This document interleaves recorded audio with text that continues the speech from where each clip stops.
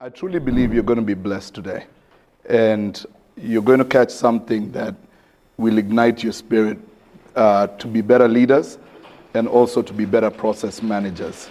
And I thank God for that.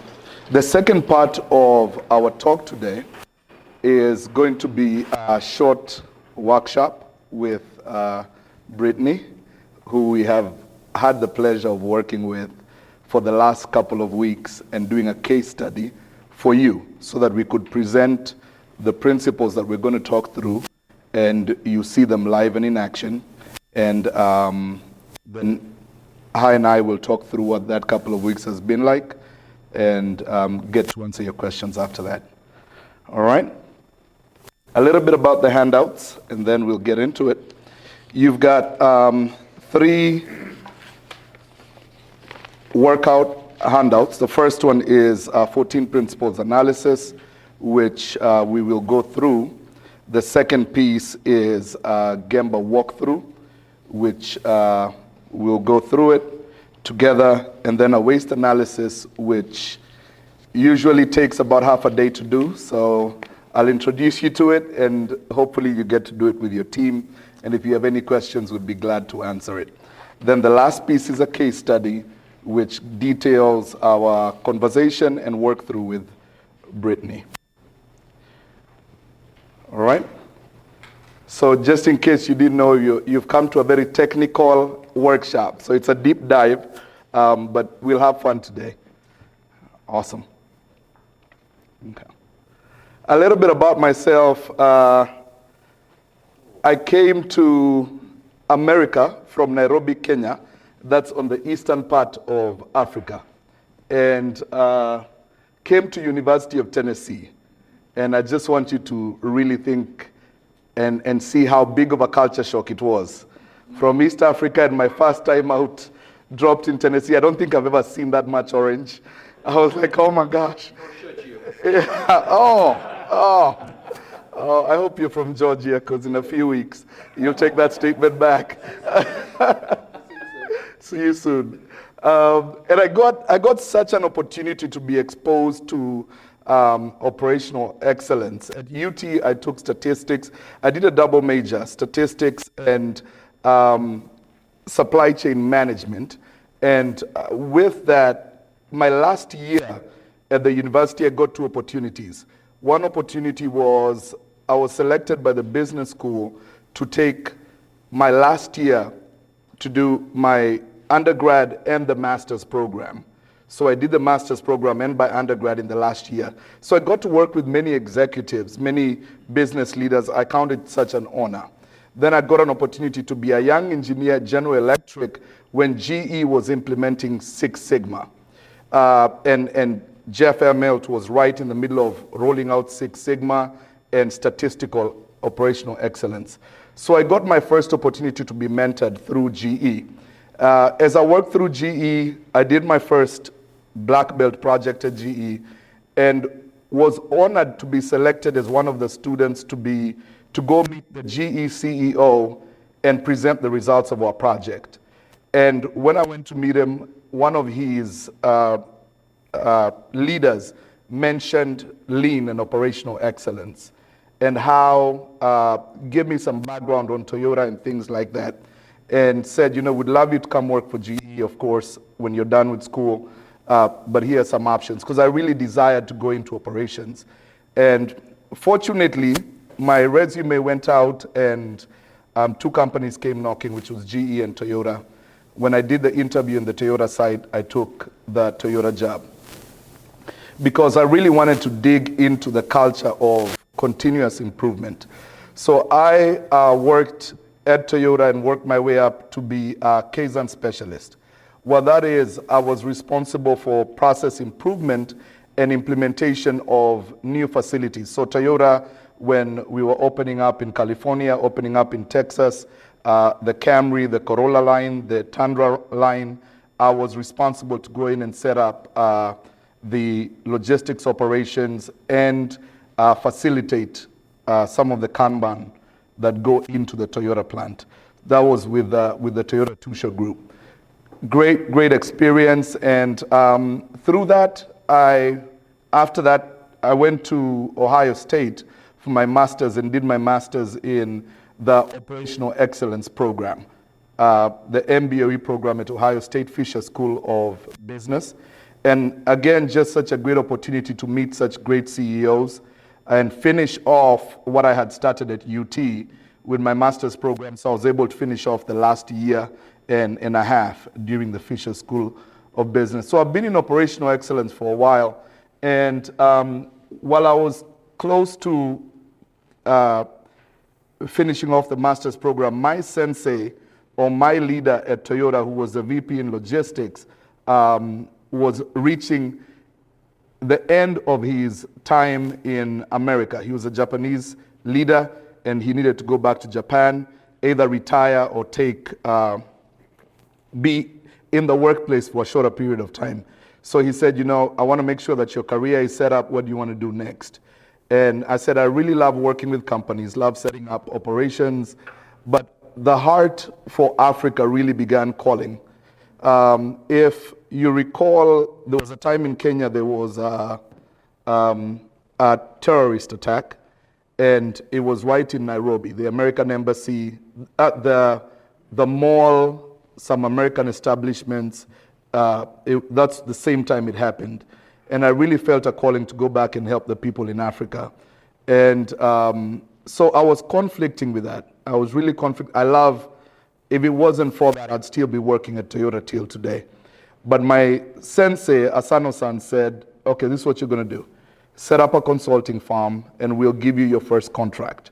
That's going to free your schedule where you can manage your schedule. But whenever we need you for projects, you'll come in and continue to execute projects and train leaders for us. So that's where Circle K came up. And from the Toyota network, we grew within Toyota suppliers. And out of that became what the company is today, and with the group of clients that we have today. Going back to the mission field, I am a big believer in solid education. I believe in really knowing the fundamentals of what we're involved in, and that's partly also the engineer in me. So I went to Bible school and did several years of Bible school and got a doctorate in theology and an undergraduate in pastoral leadership. So my life is broken up between, and this is what you really see today, and I hope this touches your heart in how I present the content today. My life is broken up between operational excellence and the advancement of the gospel of Jesus Christ. I am zealous, and I really believe that the corporate place, the marketplace, is the largest harvest field. So our clients, we engage in missions work together. As we teach lean, I do evangelistic work even with our clients. So this is me, and as we go through this presentation, I'm sure you'll have some feedback. I welcome it. I do not in any way claim to have fully attained knowledge. My objective here is to share what the Spirit of God has put in my heart for you. And I believe you will learn how to improve your processes, but also develop more spiritually as a leader. So, amen. Awesome. So let's take a quick test of the room. Who's familiar with Kaizen, Lean, Toyota Production System? Let's see. All right, good. So kind of a shared room, right? Anyone want to take a stab at what you know about Kaizen? Somebody? Arlene? There's your dominant stable. You just raise your hand. Everything they say is continuous improvement and eliminating waste, making sure that the waste is not just product money, but time, any. Yeah, so how we reduce waste and how we bring in continuous improvement. So the word Kaizen, which is what you really hear within the Toyota network. And the reason why I talk about Toyota is they originated this idea through the Toyota Production System. They were the biggest driving force of this idea of change for good, or continuous improvement. However, it is very it is very interesting to see that the heart of why Toyota does change for good has not widely spread within the marketplace, but the concepts of the Kaizen system or process improvement have spread. So you hear a lot of, people mention continuous improvement, or they have it in their mission, what continuous improvement is. And in their mission statement, they have continuous improvement. And the actual practice of how it's done in the business is what we're going to really dig into today. How do I build a culture and a company that focuses on process improvement? Actually built it, which is, we'll take the lessons from there. So we're going to cover the 14 principles of the Toyota system. What are the 14 principles? When the Toyota production system was developed, they broke down the system and said, this is what we're really doing well, and broke it down into 14 principles, which was written in the book called The Toyota Way. You actually have a handout with the 14 principles, which is going to be a key part of what we cover today. All right? Awesome. The amazing thing is, Toyota being the largest, the most profitable car manufacturer, and one of the most profitable companies in the world, through the Toyota production system and any companies they own. The Toyota family owns more than just the Toyota motor vehicle. However, the implementation of lean or continuous improvement or Kaizen within the Western world, unfortunately, the experience has been that 70%, 80%, and in some cases, 95% of all lean projects fail. And by failure, it doesn't mean they don't get results. It means that companies that have implemented lean, if you go back to that company 5-10 years after their lean expert came in, you don't see the culture of continuous improvement. So this measure is not so much based on the scoreboard or the dashboard. This is, have companies been able to really implement a culture of true continuous improvement? I was able to experience this when I stepped out of the Toyota world and started working with different companies. I started working with different companies who didn't have, it wasn't the Japanese leadership. They were led by different groups. And when I started working with companies, I realized that there's a real gap, that CEOs and leaders do have a desire to improve and raise a great company. However, there is a gap between the desire and the implementation. So I thought, you know what, this may be a Japanese culture thing. So one day we were traveling with my sensei, we were at Toyota Boshoku, and I started asking him questions. I said, why hasn't this concept of continuous improvement really taken root in America? Because it's made Toyota the most profitable company. They don't sell the most cars, but they're the most profitable. They have the largest cash reserves, and they have the largest retention of employees. Any new hire will end up spending 40 to 50 years within the Toyota network working for the company. Retention is, if I wasn't pastoring today, I would very quickly call up Toyota and say, hey, I'm back in the game. Give me a facility to run. It's a culture that has proven operational excellence. And I went into companies and seen so much issues of turnover, issues of mission buy-in, issues of problem solving was a real challenge. Nobody owned problems. Nobody talked about problems. And I was in and out of boardrooms. And now I've done about we as a company wide have done about 250 million worth of projects and working with different companies, and from large companies to small companies. And from that conversation, I realized, because I thought the problem was the Japanese culture makes it easy to implement continuous improvement and things like that.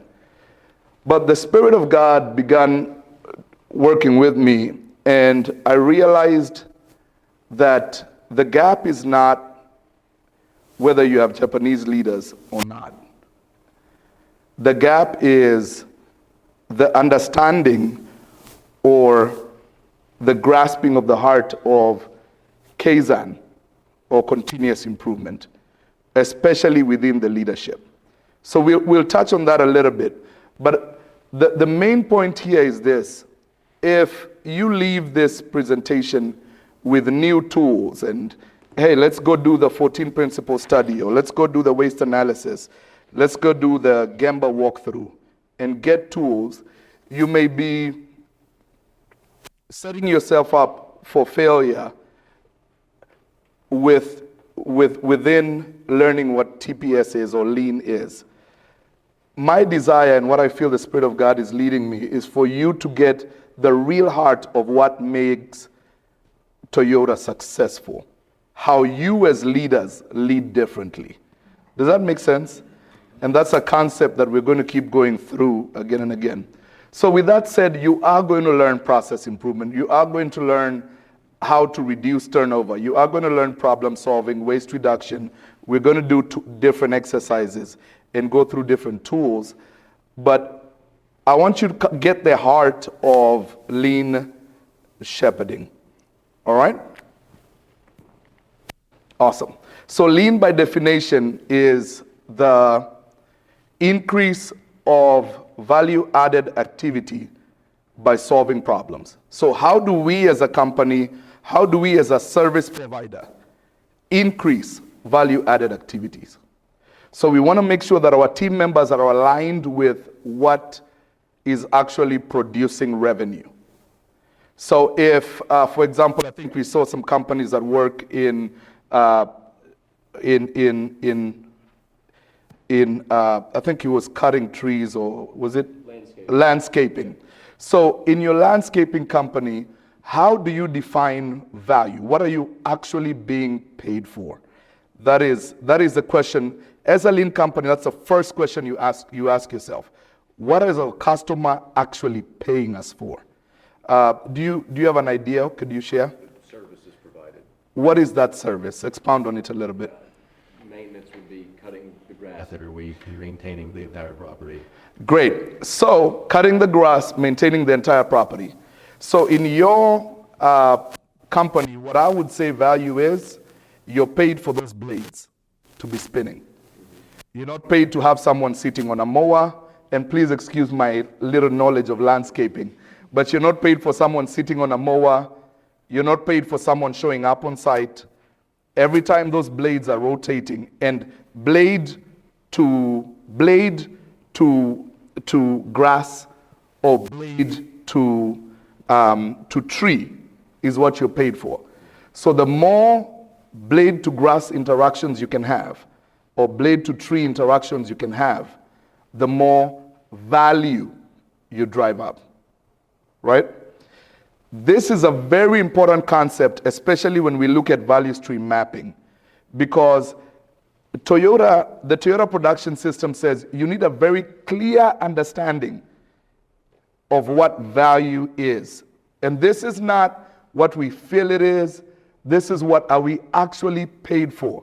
And sometimes the customer doesn't even know what they're paying for. However, when you change that, the revenue changes. For example, when you cut half a yard and the customer expected the whole yard to be cut, revenue changes, right? Regardless of how happy you are or how well dressed or neat and presentable the grass cutter was, when you change value, revenue changes. So within the Toyota production system, we really focused on value. And in auto manufacturing, our value was the actual building of the vehicle. In engineering, the actual drawing and the designing of the vehicle, when the pen is on paper, when the pencil is on paper, that's what engineers are paid for, to draw. All right? And with that said, please take a note of what you believe value is in your company. And the one thing that is stopping you from increasing value is this word at the bottom, problems. Problems.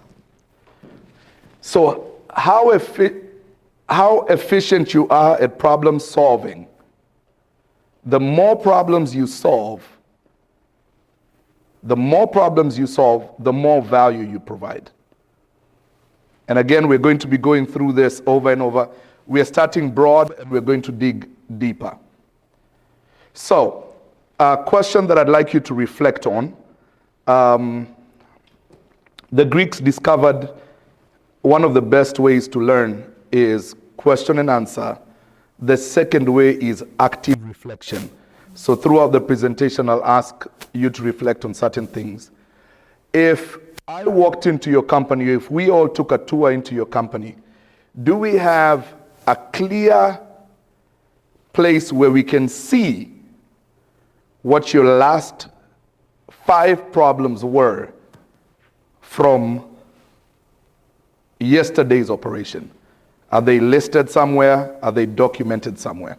So a lot of companies see problem solving as, especially if you've done EOS, great problem, great system, but EOS records problems as a report that we sit and review in the boardroom, or a report that, and I'm not in any way devaluing EOS, I think they're great systems.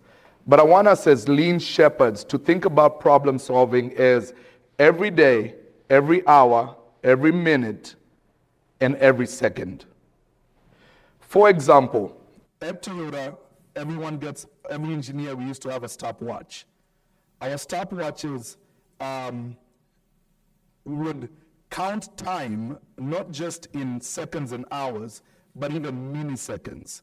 Because even micro and milliseconds are opportunities for improvement. So see value from the macro to the blade cutting. What are our blades doing? And that's value.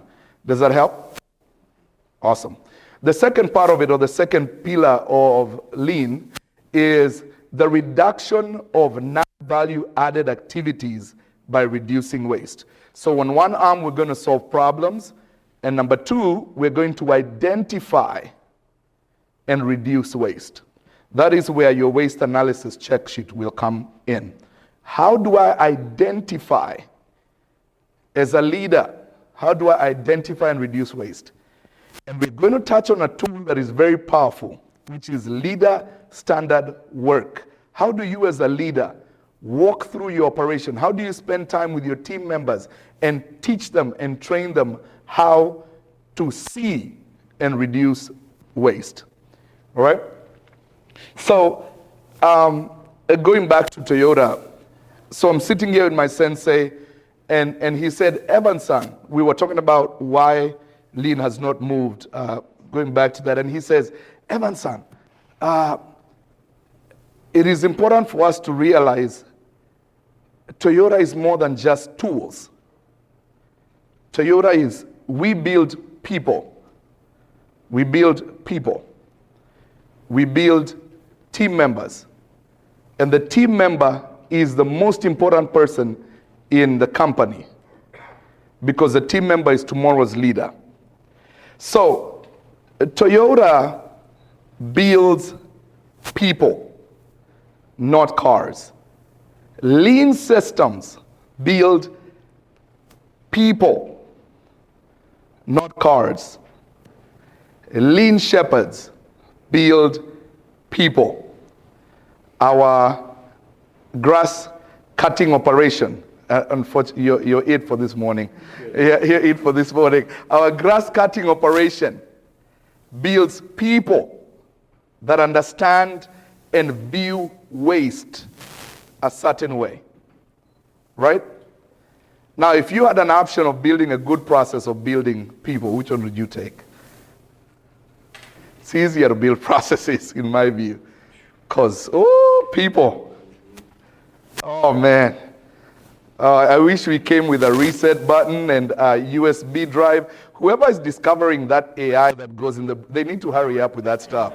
So we could just, part of our onboarding process is USB at the back of the head. Here is all our SOPs, and do it our way, right? I wish we could do that. But people development is one of the hardest things to do. But this is, in my view, and in my experience, the biggest gap between success of lean systems and lean implementation. Oh man, I have, throughout my career, now going to 17 years, walked into factories and walked into offices with great mottos and great mission statements and how we are about people.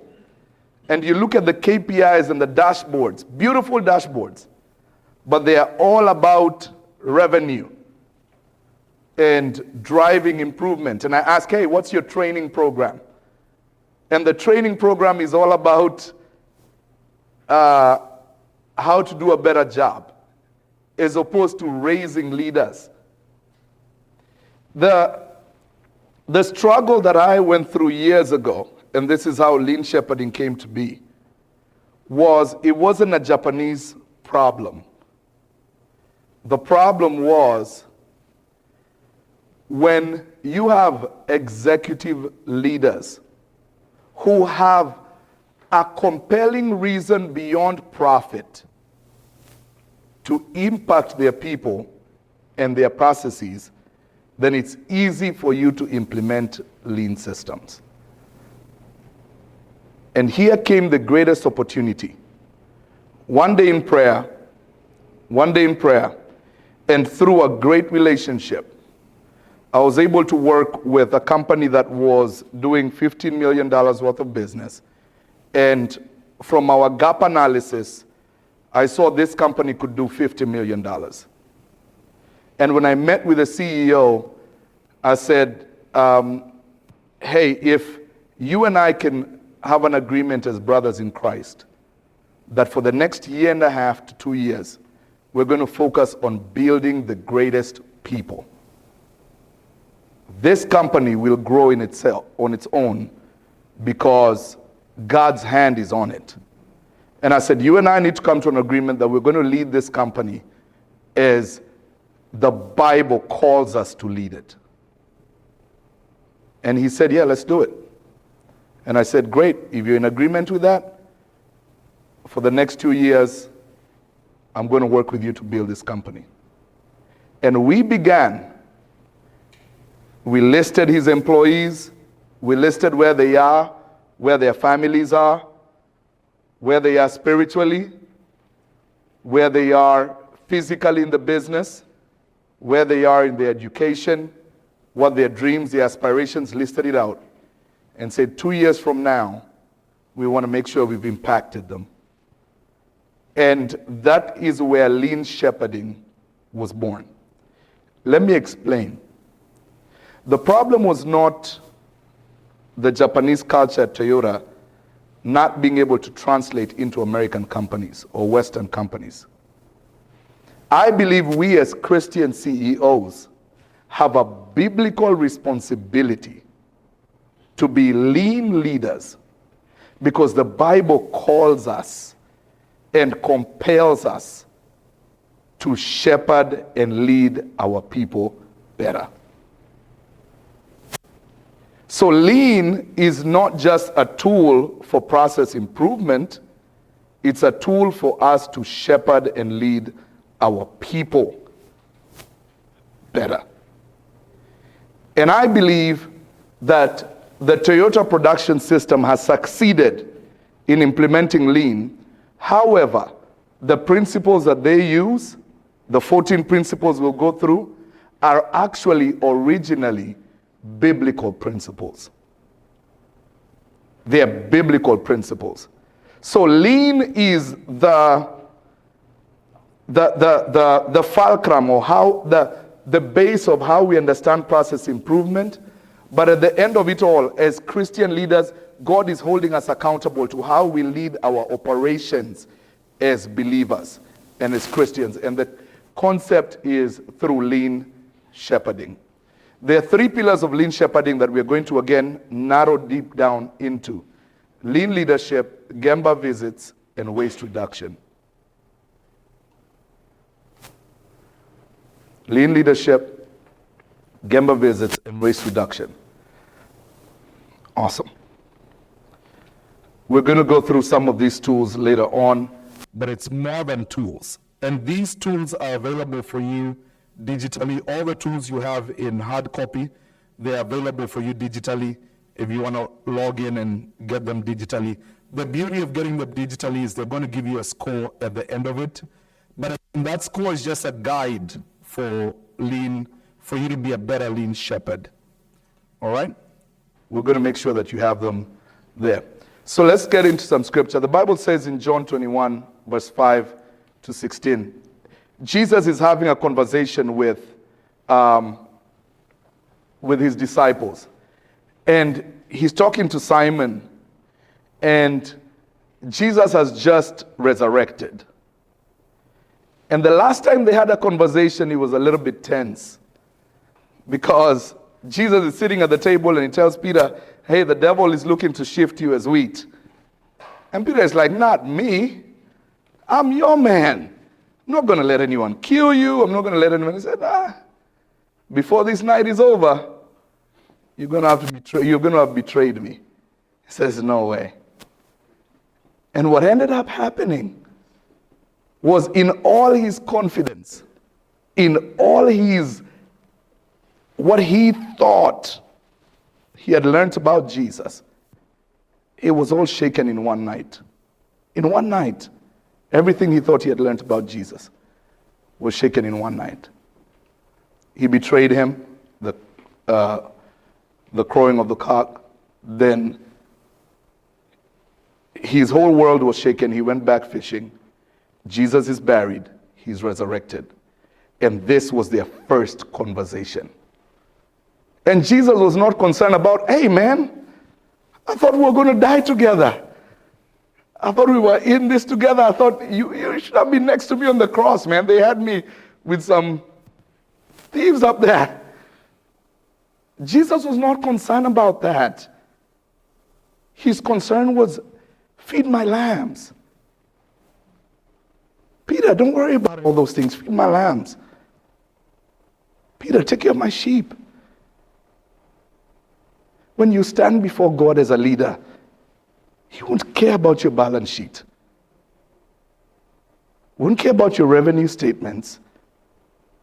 The conversation won't be about how well you paid your bills. And we thank God for well-paid bills. Understand? He won't care about how excellent your operational program was if it wasn't focused on people. And this is not a responsibility that you can deny yourself of. You cannot deny yourself of this responsibility to be a shepherd. Because if God has given you responsibility over people, He holds us to the same standard, to feed His lambs and to take care of His sheep. He repeated it 3 times. Feed my lambs. Feed my lambs. Take care of my sheep. Some of us in this room, and I see it every time I visit companies, we're strong Christians, but our Christianity is oh Lord help us, me included, some Peter-like version of Christianity. We talk about it sometimes. But when the family of our employees are going through problems, we offer to pay for them to, hey, we'll pay for your marriage counseling. The chaplain is coming next week. Let them kind of talk to you through this. We push the responsibility of shepherding our people to others, as opposed to us as leaders taking that responsibility. But God is calling us as lean shepherds to raise up the bar. Whether you fundamentally understand scriptures or that's not today's topic. That the fact that God has given you responsibility over people, I pray that you realize that everyone on your team will spend eternity somewhere. No. Not spend the next 5 years at your company. Retention for lean shepherds is not about keeping the person working for me. Retention is, God, give me the opportunity to continue impacting this person's family, their heart, their souls for eternity. Your employees will spend eternity somewhere. Their children will spend eternity somewhere. Their children's children will spend eternity somewhere. If we saw our people as God sees them, I spend days with CEOs, and I always have to return them back to the base. Hey, yes, I know this team member is frustrating you, but let's go back to the base. How are we shepherding our people? The Bible says the end of all man is two destinations, heaven or hell. And the Bible says one day, and I have to share the truth, the Bible says that one day, when those decisions are made, the people who work for you, as a Christian leader, the Bible tells us in the parables that the man who went to eternal damnation, he looked at Lazarus and said, Lazarus, could you even just take your finger and dip it? Abraham, can you ask Lazarus to dip his finger? Abraham, my decision is made. Can you have Lazarus go back to my family members and help them? I pray that God stamps eternity on your eyeballs as a leader. That your people, God forbid, they don't make it into heaven, they will know you made it and they didn't. And they'll ask, man, you talked to me about KPIs and you had the answer for my eternal soul? Right? It's not easy, but as lean shepherds, our hearts should see our people as eternal souls. Why do numbers matter? Numbers only matter because they represent souls. Numbers matter because they represent souls. I've had the great opportunity to shepherd and work with hundreds of people in different companies, and I have seen the work of God. Out of lean training, lean teaching, then people would come to me and say, hey, what is the reason that you're so zealous and so passionate for lean? We tried other consultants, but what makes you different? And I give them Jesus. We're in the middle of a crisis. The crisis is this: church declining, church attendance is declining. Sending your people to church and to the closest church in the neighborhood doesn't work anymore. 31% said they never attended church or synagogues.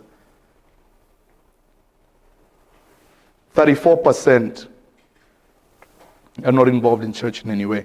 And it's quickly declining. Quickly declining.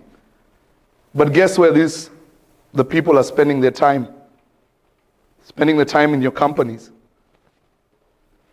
Spending their time working overtime for C12 leaders like you and I.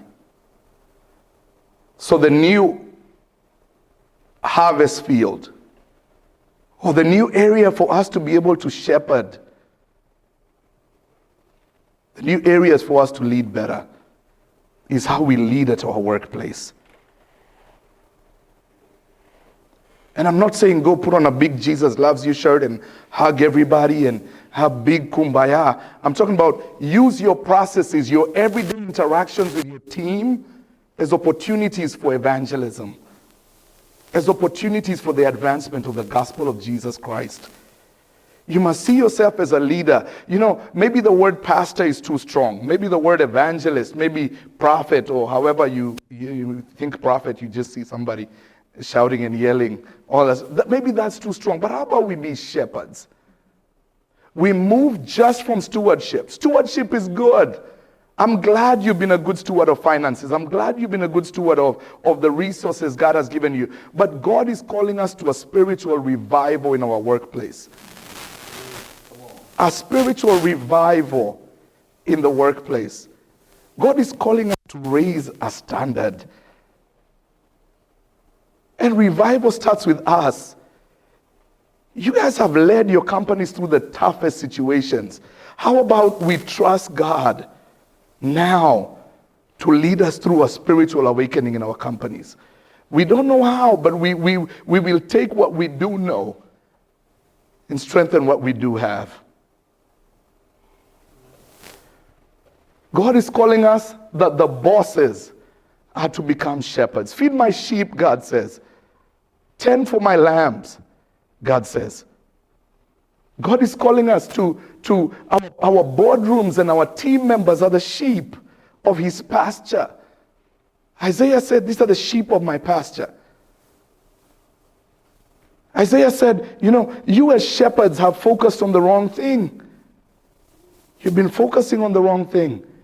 Man, we pray and fast for everything else. When was the last time you prayed and fasted for the souls in your company? Oh man, you will call everybody when you have a bad employee. I get those phone calls every time. But how about, hey, let's stop. Let's pray for them. Let's lead different. Let's shepherd. Our employees are the sheep of God's pasture, and our workplace are the greener pastures. I really feel the Spirit of God in this room. And I want us to reflect at this moment. And for you as a leader to realize that you're at a point of decision on how you're going to lead. Because after hearing this, you bear the burden of responsibility now.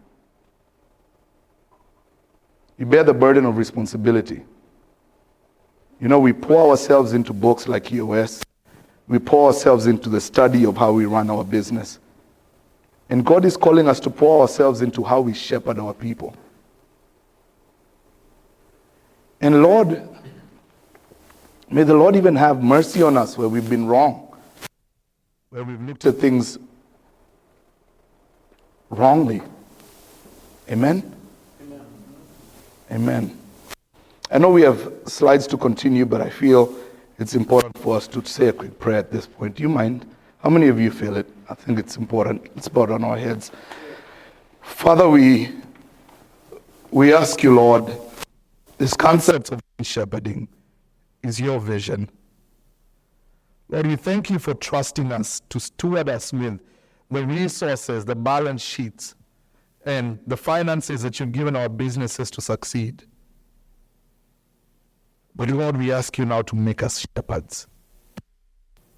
Lord, forgive us for where we've been wrong. For where we've not led like you would. Forgive us for where we've been the people who focused on everything else but not your sheep, not the bigger plan. Lord, we ask you to teach us to take up our cross. We ask you, Lord, to teach us to be great shepherds. Lord, even as we see the statistics of churches declining, but even as church declines, employment continues to go up. Lord, have mercy on us and give us the strength to be great shepherds. If we hire millennials and we hire Gen Zs, Lord, who are confused about everything else, teach us to shepherd them right. that at the end of the day you may be glorified. And when we stand before you, you will say, well done, good and faithful servant, in Jesus' name. Amen. Amen. Amen.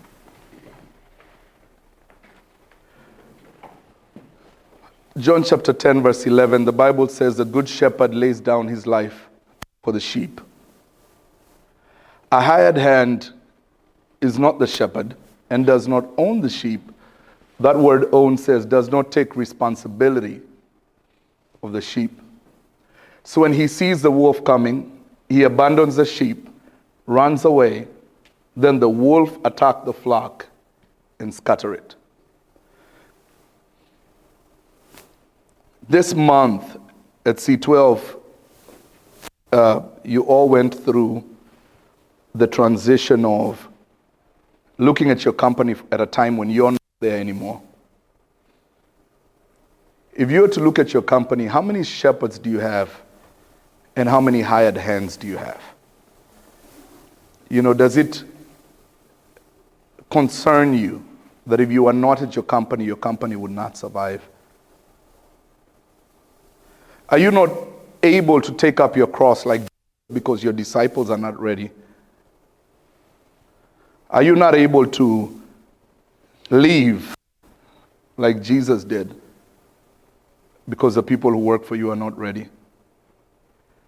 I hope that through lean shepherding you will leave here and restructure your processes, restructure how you see your operation, and raise up sheep and raise up shepherds in your leaders.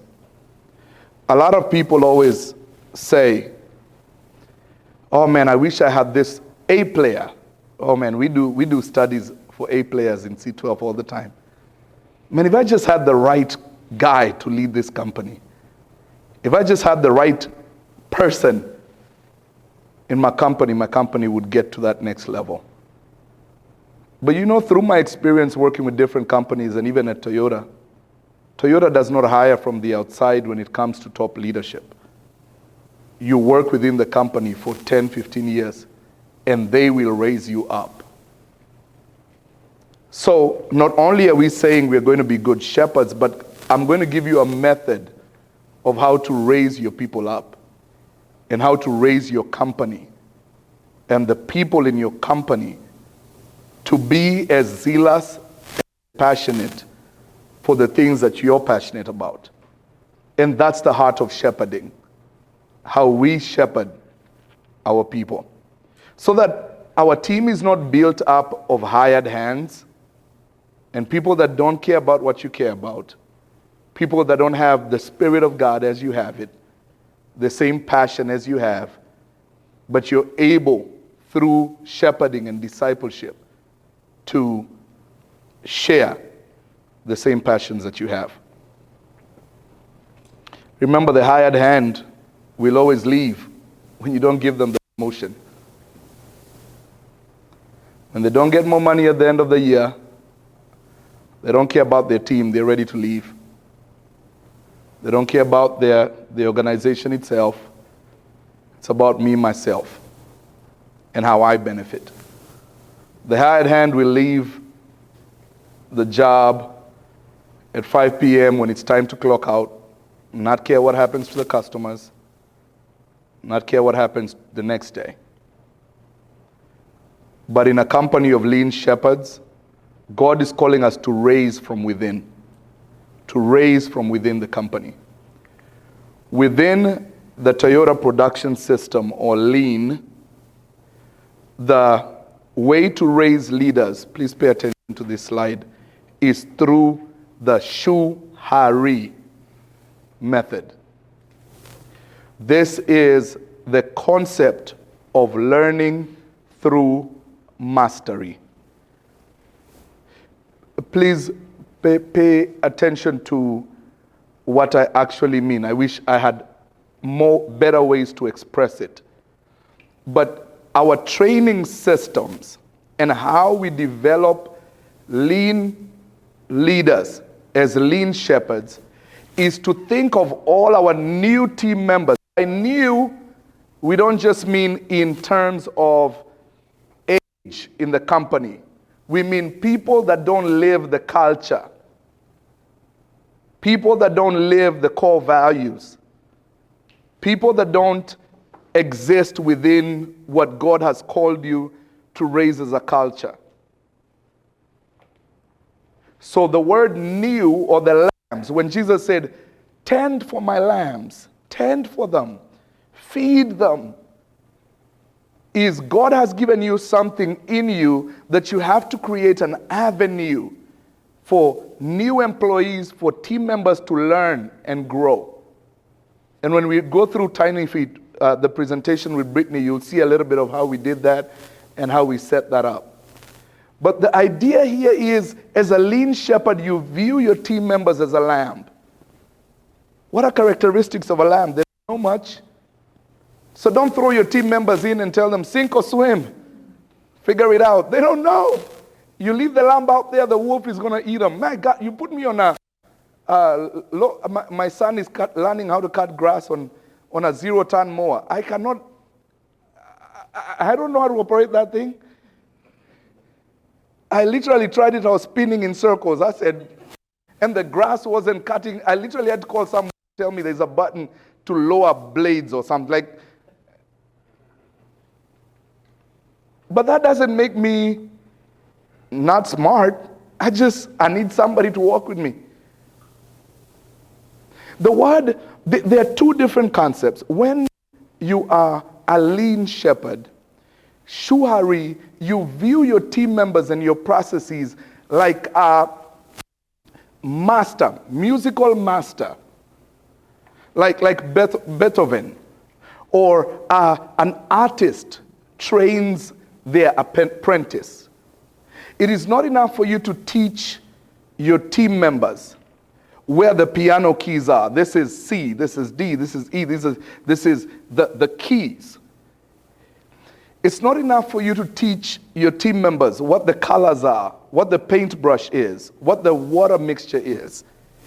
You need to deposit a deeper understanding of the work to where they themselves become masters of the work.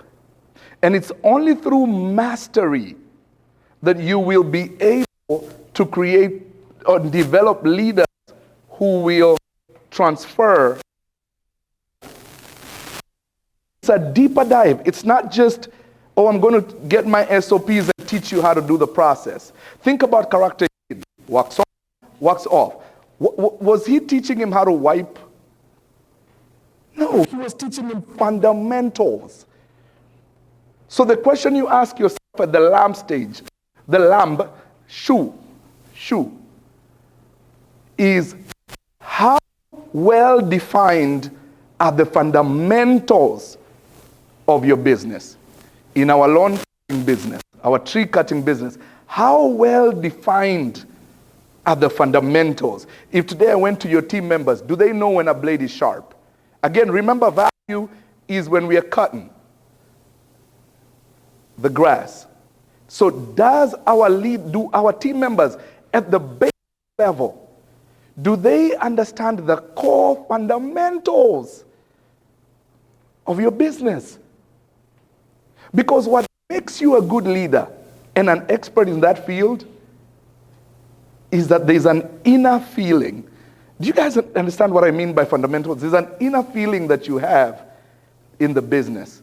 There's a gut feeling of understanding fundamentals that you have. When you guys hear a conversation or see an email or have a business interaction, you see it differently than your team leaders because at the base level, you understand fundamentals. So the shoe stage in shuhari, the shoe stage is the wax on, wax off. You show and demonstrate fundamentals. Think about this as training a musician, training an artist, training an athlete.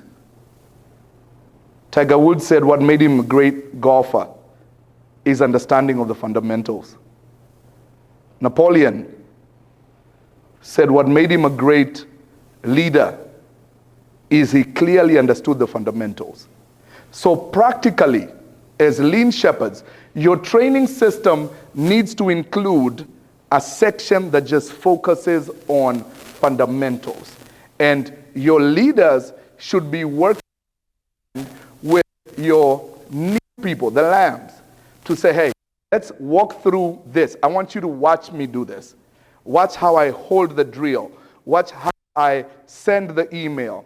Watch how I draft the invoice. A fundamentals lesson. And while you're teaching fundamentals, you're mentioning the why. Why do we do it this way? Why do we do it this way? Why does the industry do it this way? But why do we as a company do it this way? Realize is lean shepherding is not some t-shirt and hugging people on the floor. It's taking a new member, can I take your hand? And saying, hey, you're going to work harder than ever before, but we're going to work hard together. And let's take line by line, step by step. And we're going to learn every step. When I'm going to a lawnmower, this is so perfect because I was in this last week, spinning around. I'm going to teach you each button. I'm going to walk you through each step of this equipment. Man, do you know these lawn equipment has a button that you press 3 times to pass gas through it, then you pull a cord, and I can learn how to do that, but if I don't know the why do things work the way they do? It is very difficult to train great leaders. So, I will do, you watch me do it, and I am explaining to you what I'm doing. All right? The next stage is the ha, which is we do together. So you're next to me, and we are hand over hand, we are working together. And I'm watching you and letting you ask questions. Then the re stage, which is the hardest to be in, is where the employee is now getting into the sheep stage where they are able to do and I watch. But guess what I'm asking? I'm asking the why. Not just watching that you did it well, but why do we do it this way? Why is it important for us to do it this way? Friends, I've come to see that this method of training within industry and training within the American culture will drive a higher level of commitment from your teams. This person took their whole day, their whole week to spend time with me. I wasn't just thrown in there and told to figure it out. They did not just depend on my resume and my expertise. When I was at Toyota, I was already a black belt. I'd already done several projects. They did not care about that. The first time I submitted a KPI to my boss, I think he even looked at it for like 5 seconds and brought me into the Toyota system, said, this is what we're going to do. I'm going to walk you through why we do KPIs like this. Shuhari. This is a cycle that continues all through the team member's career. And the whole objective is to bring your sheep or your lambs to a stage where they're sheep. What can sheep do? Sheep can reproduce. So a team member is considered trained, not based on tenure, but based on their ability to train others. Their ability to raise and train others. All right? If you have any questions on Shuhari, please write them down. We'll touch on them. Shuhari has ability leaders. All right. We as lean shepherds are to lead us if we have no power. Employees are no longer to be told what to do, but coached. Coached. Again, the PS. sitting next to their apprentice, an artist sitting next to their apprentice. And I hope right now you're beginning to think, who are you going to train so they can become the next trainers? One of the things we asked Brittany, and this will come up, is I said, Brittany, who else can train this system? Who else will be able to teach this to others? Jesus set disciples in place. All right, where does this happen? This happens at a place called Gemba, the place where the work is done. The place where work is done. All right? John chapter 6, verse 12. John chapter 6, verse 12, and we're beginning to narrow down.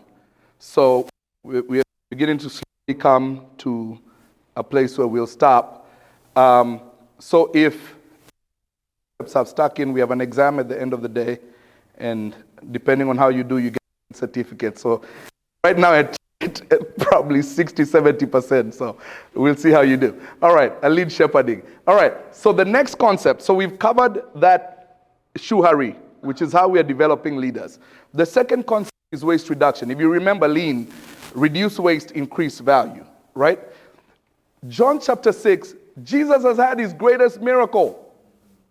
Man, he's turned 5 loaves, 5 loaves, 2 fish to a great miracle.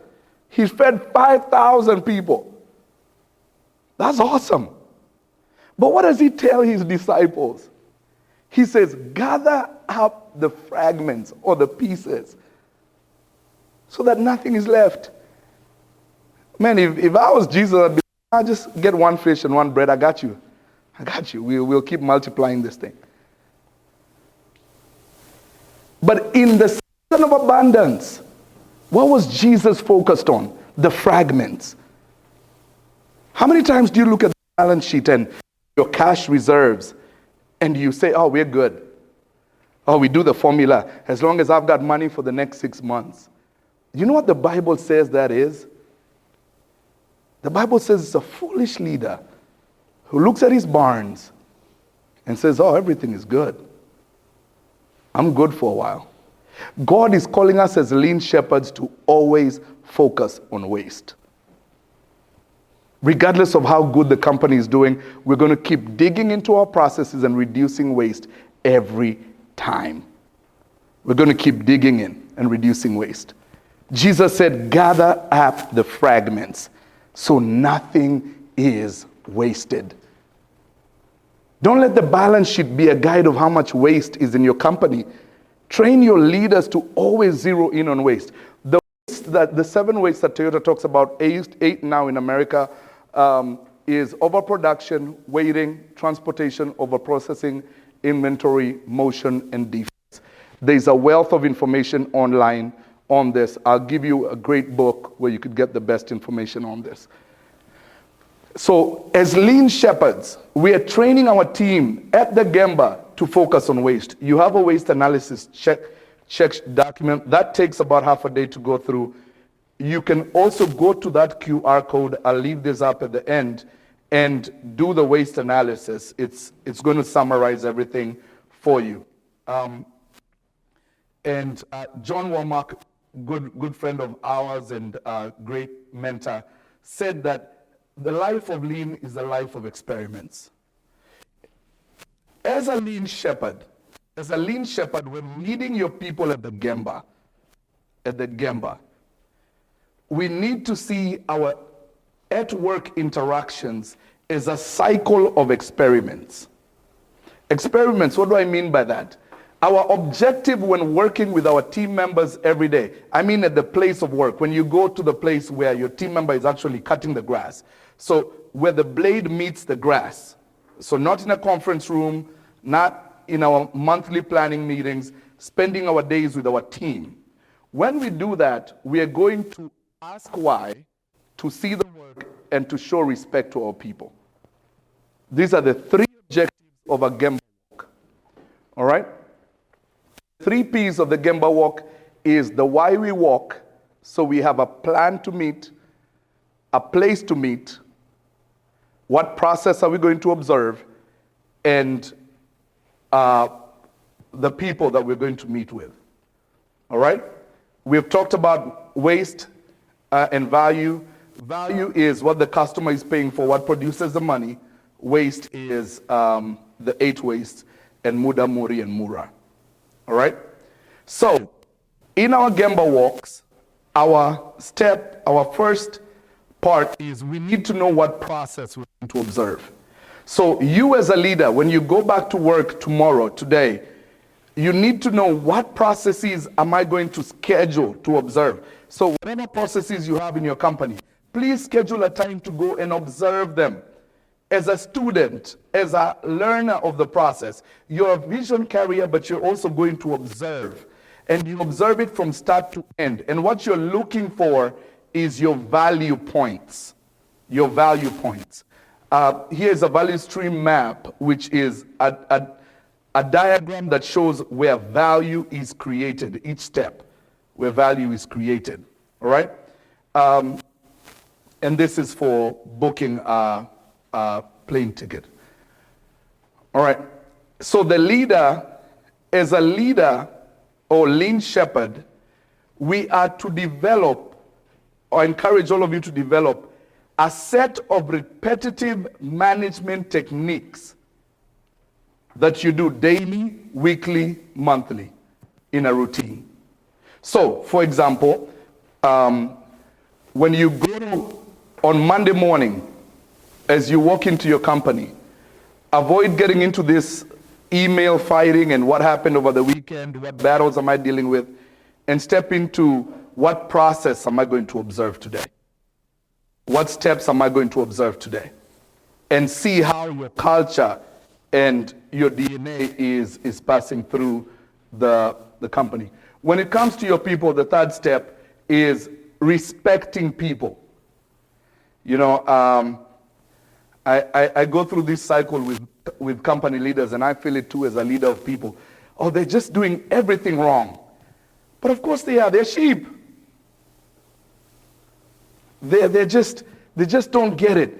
Of course they don't. They haven't spent time with you. We don't get ourselves sometimes, right? So going to the place of work and showing respect to people. Lead with curiosity. Lead with curiosity. If you're not the owner of the company, lead with honoring the owner of the company, right? Okay. So, again, real quick, I know I've flown through this one, but leader standard work is, as lean shepherds, having a plan to meet your team members. If you do EOS, that's your L10s. But beyond L10s, it's how you meet them at their place of work. A place to meet and a process to observe. All right? Okay. As we begin to narrow down, this is the last thought for the day. Then we'll get into our Q&A. Hoshin Kanri. I want us to just slow it down a little bit. 100 years from now, if Jesus tarries, your company may or may not be here. But one thing is for sure, you'll be with the Lord Jesus. We all will be. But what happens to your employees, your team members, the company culture that you work to build? If you don't care about what happens to them, God is calling us to raise the standard to be lean shepherds. And really, this is the heart of why we're in Atlanta today. And the one way to do it is to see waste as God sees it. Gather up the fragments. Not because lean is a cool system to implement, but because Christ requires it of you. Lead your people with love. And love doesn't mean you're soft. Love means, hey, I'm going to raise up the bar because Christ requires it of you. Make the workplace your new mission field and see your employees as eternal souls for the glory of God. The slides will be available. I want us to watch one video of this in practice. And after this video, we're going to be taking our break. I'm very grateful for you to take your time and listen through this. And I look forward to hearing your feedback. We build, sell, manufacture, and install portable storage sheds, gazebos, and carports and garages. That's the gist of what we do as a company on the outside. On the inside, we're very employee focused.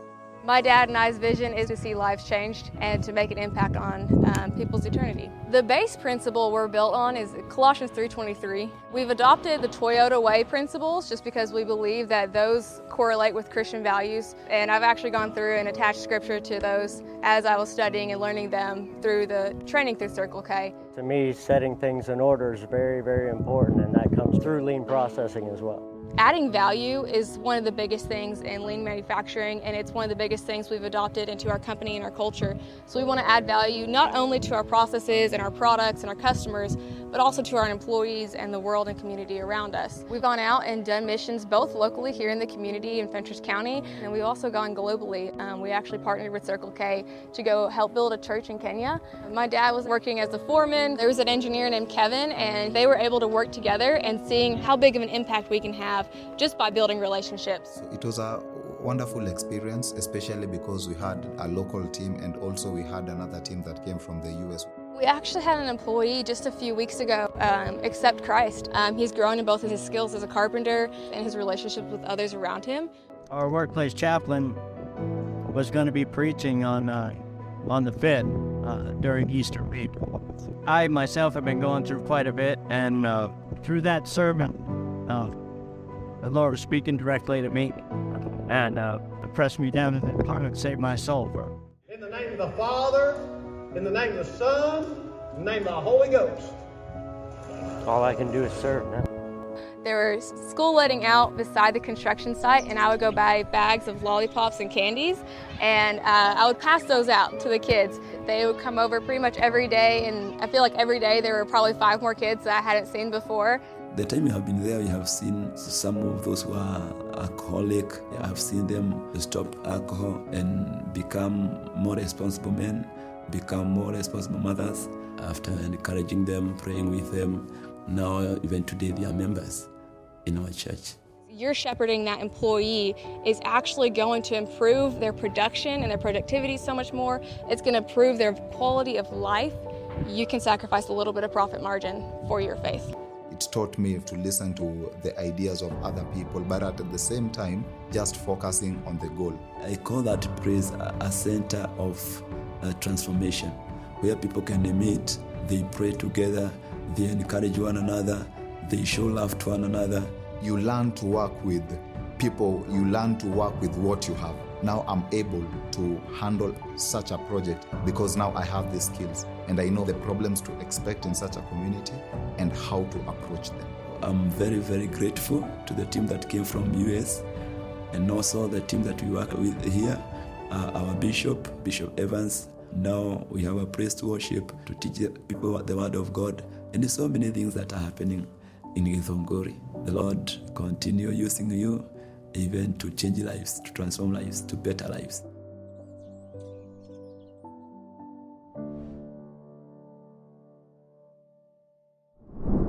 Okay.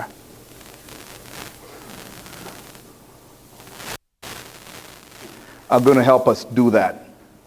When you log into the Kaizen app, please scroll down to the toolkit. So if you recall, Toyota had 14 principles that made the Toyota production system a success. We're going to go through an analysis that reviews those 14 principles. As we review this analysis, this is one tool. You have 2 more tools, which is the Gemba walk. If you recall the leader standard work, when you're spending time with your team, what are the questions you need to ask? Let me click on that real quick. So in your front office area, the questions you need to ask to help you interact with your team.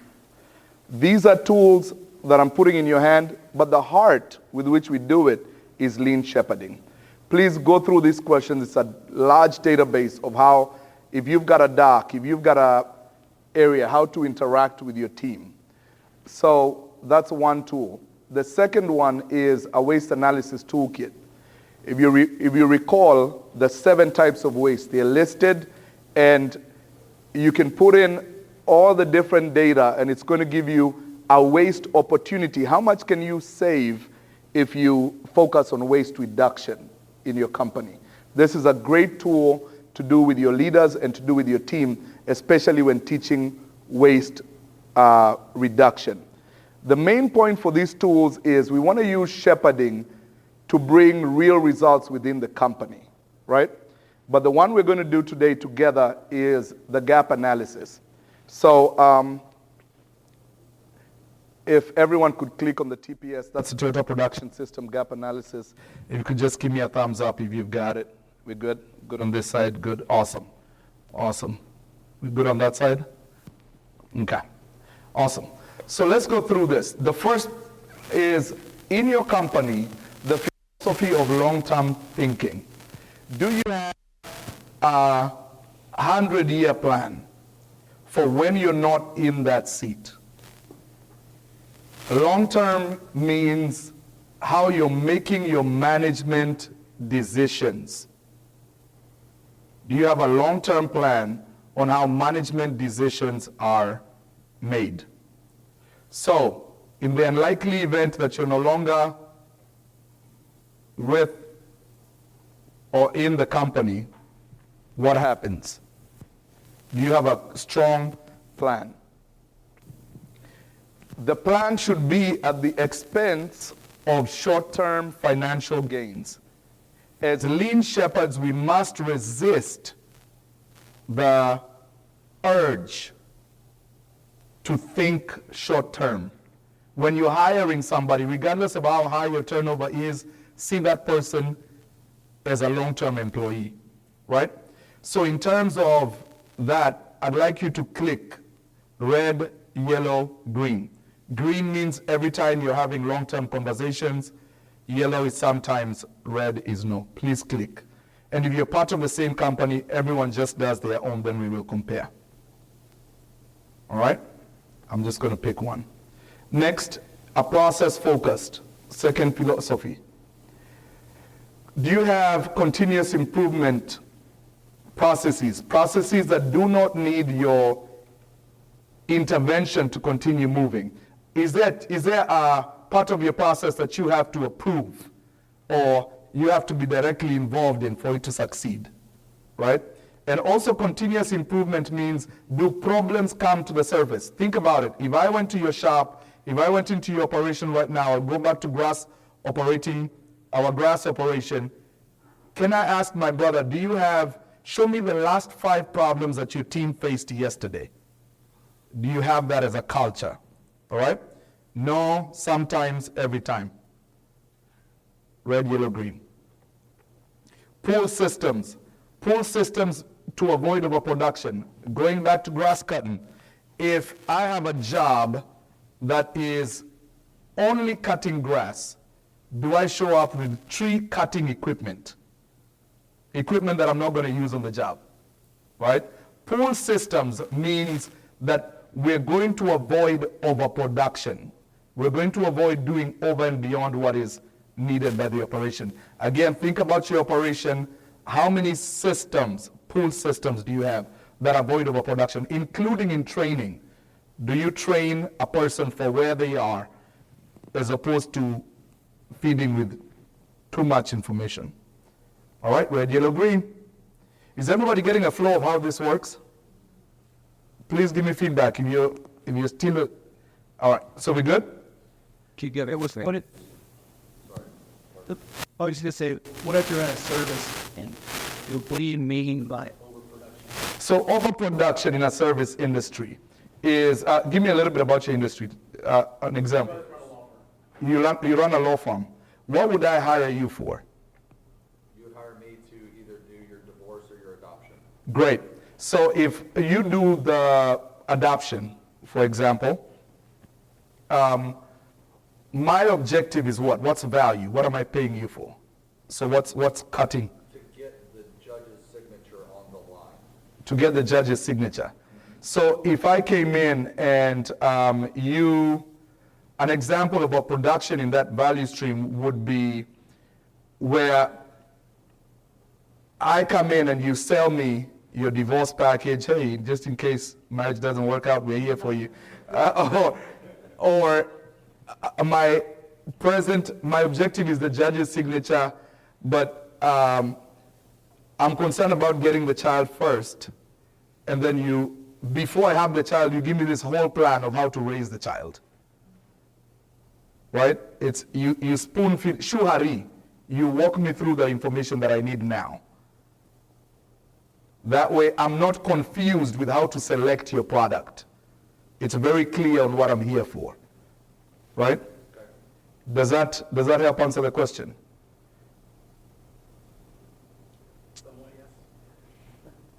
Think through, when do your customers get overwhelmed with information, especially in service industry? When are they so overwhelmed that they can't make a decision? You need to slow down on how much and create a pull system. A pull system says you want me to ask you questions. You want me to come and say, hey, give me information on how to legally keep my child for the next 10 years, right? You want me to pull information from you. We flow downstream, not upstream. You want to make sure I'm pulling for the information. Does that make sense? Any other question on this? Okay, next point, level out the workload. Your team, how much overtime are team members working? How leveled is the workload? Like, you have been here for half a day, how much is going to be waiting for you when you get back to your workplace? Or how much can your team take off your back? So leveling off the workload, that the load is shared evenly. It's called haijunka. Any questions on leveling out the workload? So again, in a law firm, do you have a divorce expert and a child adoption expert? And do they have their processes streamlined that someone can break, and we'll see this with Tiny Feet. We took the caseload and broke it into different sections, that we could have people cover different sections as opposed to one person have to deal with this whole caseload, which usually leads to less productivity because I'm having to deal with this whole caseload. And like, remember when the airlines tried to use the same person that checks you in at the ticket is the same one that goes to catch up and get you on the plane. Total failure, because when they are checking people in on the plane, guess what's happening at the bar downstairs? The line is piling up, which is what happened in ATL. Right? So level up the workload, share responsibility of different components of the job. All right? Red, yellow, green.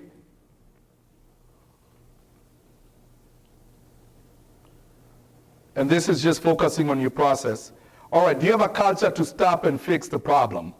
Immediately a problem is discovered, can someone stop, communicate, and fix the problem? Or do you hear problems from the customer? Customer calls and says, man, this guy, he said he cut my grass, but who's this Neil Evans guy? I saw him wipe the nail, but the grass didn't get cut. And I rode with my blades up. But he's hearing it from the customer, not from me, right? Have I been trained that the first time I get on the yard, I need to see that the blades are cutting, right? And if they are not cutting, I'm stopping. Stop and fix the problem. One thing that I see where leaders fail in this is they tell their team members, bring me solutions, not problems. If you are that kind of leader, you're raising a really bad culture. Because lean leaders say, let's discuss problems and possible solutions. All right, next, standardized tasks. I've got a question. Yes, sir. Is it not empowering to ask them to bring a solution with the problem? As opposed to just blame problems that are being. How much consensus do they have on problem solving? That would be the question. How much collective problem solving do they have? In that scenario, if your team members are to bring solutions, not problems, what I've seen is it doesn't drive collective problem solving. While problem solving is a great opportunity for everyone to learn. So think about every problem needs RACI, right? Someone who's responsible, someone who's accountable, someone who's consulted, and someone who's informed. The consulted and the informed are learning, right? If I'm cutting the grass, going back to the grass cutting, if I'm cutting the grass and I fix the problem of bringing down my blades, but there is no other meeting where I discuss the problems I had in the field, will the next new person learn? They will not, right? That is the heart of it. If you teach your people not to communicate problems, you cut off the learning. All right? Good. All right, Racy, responsible, accountable, consulted, and informed.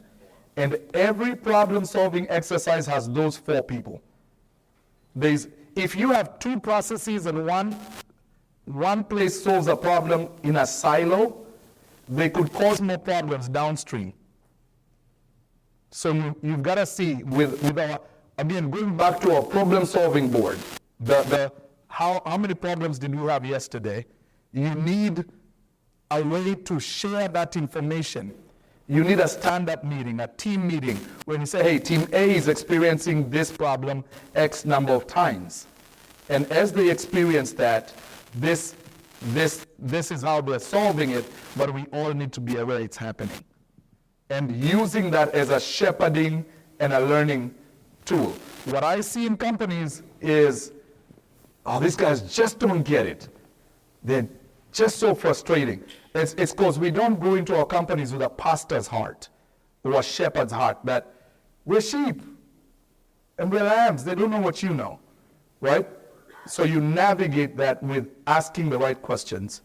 All right, awesome. Standardized tasks. Do you have SOPs? Do you have standard tasks? Without standardized tasks, you don't have a baseline for problem solving. Red, yellow, green. If you do click yellow or red, it's going to ask you to put a comment. You can skip that, just keep moving. Next, visual controls. How visual are your operations? And in your case, perfect company for this.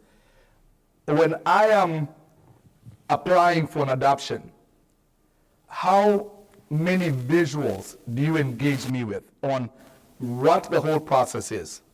You know, in my first 2 or 3 meetings, do I get a chart that shows, I'm still working on my country accent. I got the gun handling, the hunting down, but the accent, I don't know what's going on with that. All these years. And the orange, I got it down packed. But anyway, so do I get a clear visual on what to expect?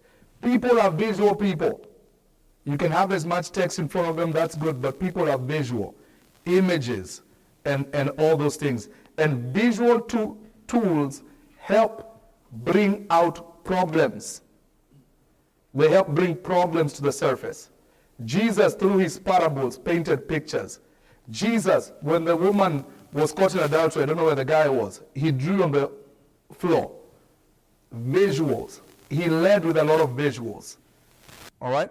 Like a sheep to the slaughter. He led with a lot of stories that painted pictures. All right, red, yellow, green, please. Next. Yes, sir. Visual tools that you do documents count as a visual tool, or you just leave them? Both. So your documents, are they converted into visual tools where the average person can see when problems would come up or what we're looking, what the process looks like? So visual tools. And is this more customer focused, or is this more like internal employee focused? That's a great question. Both. Okay. So Eric, I think it might be like if a digital client comes into your business, right, do you have a visual a roadmap that the potential adopting parent will go through the thought? And if you're not in any visual that help the customer understand the process where they actually engage it. Yeah. And if I walked into your firm, will I see a big law firm? I think about my lawyers that I work with. It's a serious office. But if I'm coming to gain family, on the walls I need to see the last 10 families that he united. Right on the wall I need to see smiling faces of people getting their kids so I can see myself that way. Visuals. big. From an adoption standpoint, my wife and I looked into that. We have children, but we were faced with a situation about 8 years ago where there was a child that impacted our lives and needed a hug. And so we looked at it, and we also attorneys very much like you guys, and just the process itself. There were like a flow chart that I could look at and said, okay, they're going to start with a background check. They're going to go into financial. They're going to go talk to our family, our friends, our relatives, our pastor. And these things take this amount of time. I'm sure that we communicate that verbal when there's a set up for it. But and if there comes to be in regard that I could see that timeline and know that it was going to be an excruciating 8 months. A good result. I mean, the child was placed with family, so it worked out for the child.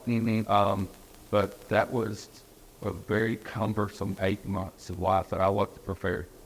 I didn't have any way to know. It wasn't a monetary thing. It cost money to do it. The amount of time away from the rest of the world in our lives, I do describe it as a colonoscopy.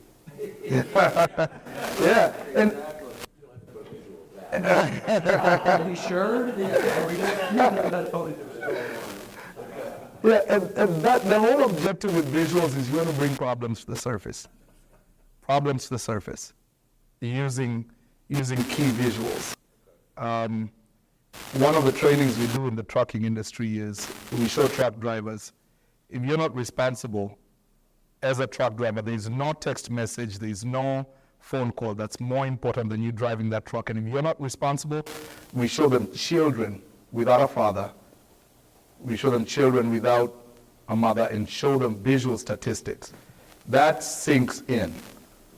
That sinks in. So whatever you can show. And whatever you have to put in writing and tell, do it. Do you want to show them mug? Can you explain his personal injury works that we do try? Oh my gosh. Right, that's a good one. So visual controls to bring problems to the surface, right? And next one, technology that serves people. Not technology that binds, and it should serve people. Serves the purpose of the company. An example is the app you're using right now is helping you think through as a better leader, as opposed to me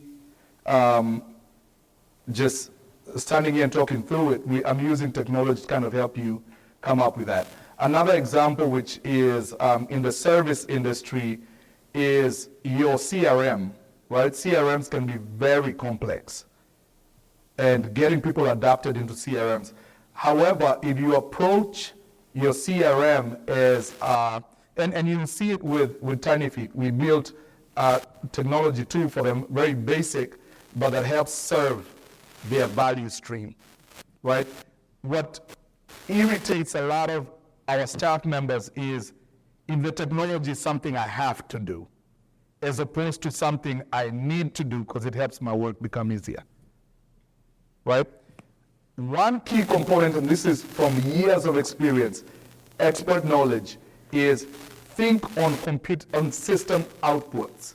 The reason why doing this digitally is more important than doing this by hand is because you're going to get a report of your score as a company. The output is what serves you long term, as opposed to just going in and entering data, right? And then think button pressing, especially if you're hiring millennials and Gen Z. Gen Z doesn't type data. They're button pressers. They're button pressers. So lean towards technology that is click focused, and three-step click focused is, by 3 steps I mean for the person to finish their tasks, they need 3 steps. And with AI, that is so possible nowadays. It's really, there's technology out there that will allow you to do that. I hope that answers the question. All right, any question? Okay.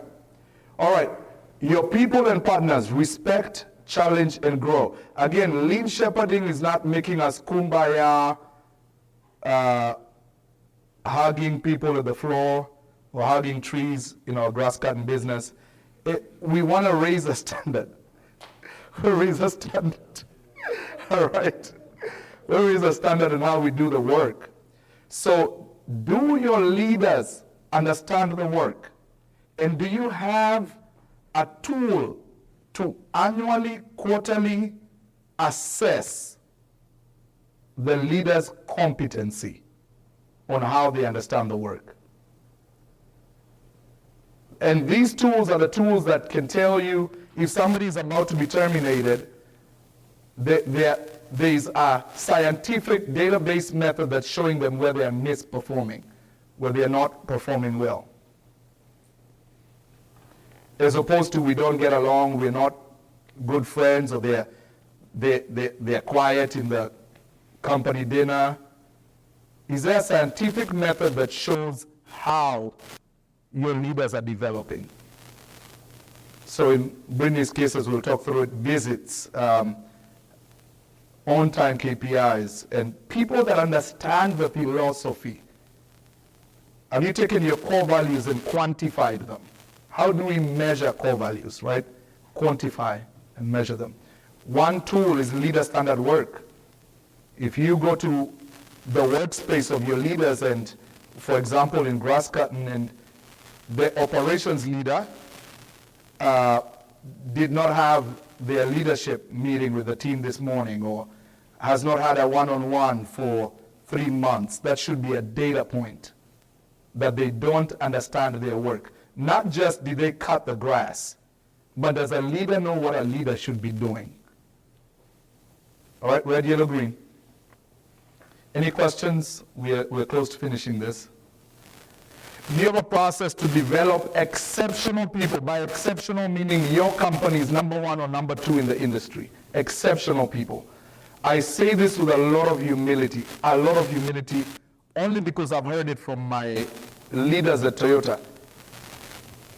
In my class, and the lean trainers, there are very few that have poured themselves into understanding lean process improvement as much as I have, and a small network of friends that we work with. Because expertise, I don't have to be a good preacher up here, right? But when I'm with your team, I need to know what I'm talking about beyond just book knowledge. So do you have a process to develop exceptional people? And that's Shuari. Develop exceptional people who are not faking it through their operation. Right? As I'm humbly going through this lean shepherding journey, I want you guys to get it in your heart that you go back to work and think, I've got to impact, I've got to pastor my people different, and I'm going to use operations to do that. So do you have a process of development? Red, yellow, green, please. Respecting your extended network. This is talking about your suppliers. Do your suppliers feel challenged? You know, are you the company that they say they make us better? Or are you the company that's asking them to take shortcuts? And how can we press our suppliers as much as possible to get the most out of them?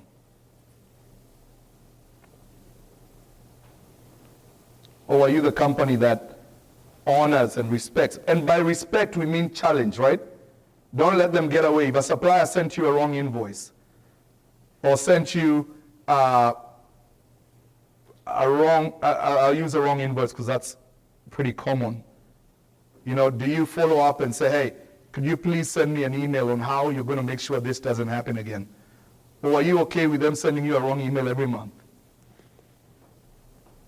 Right? Holding your suppliers accountable.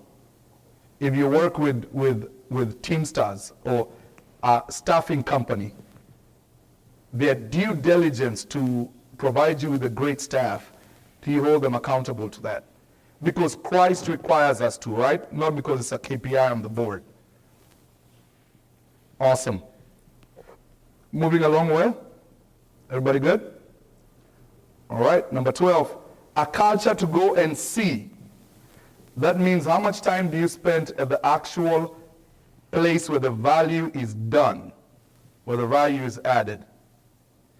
Once you have set up a family with your children, with a child with a family, how often do you visit with them and say, hey, let me pray for you guys?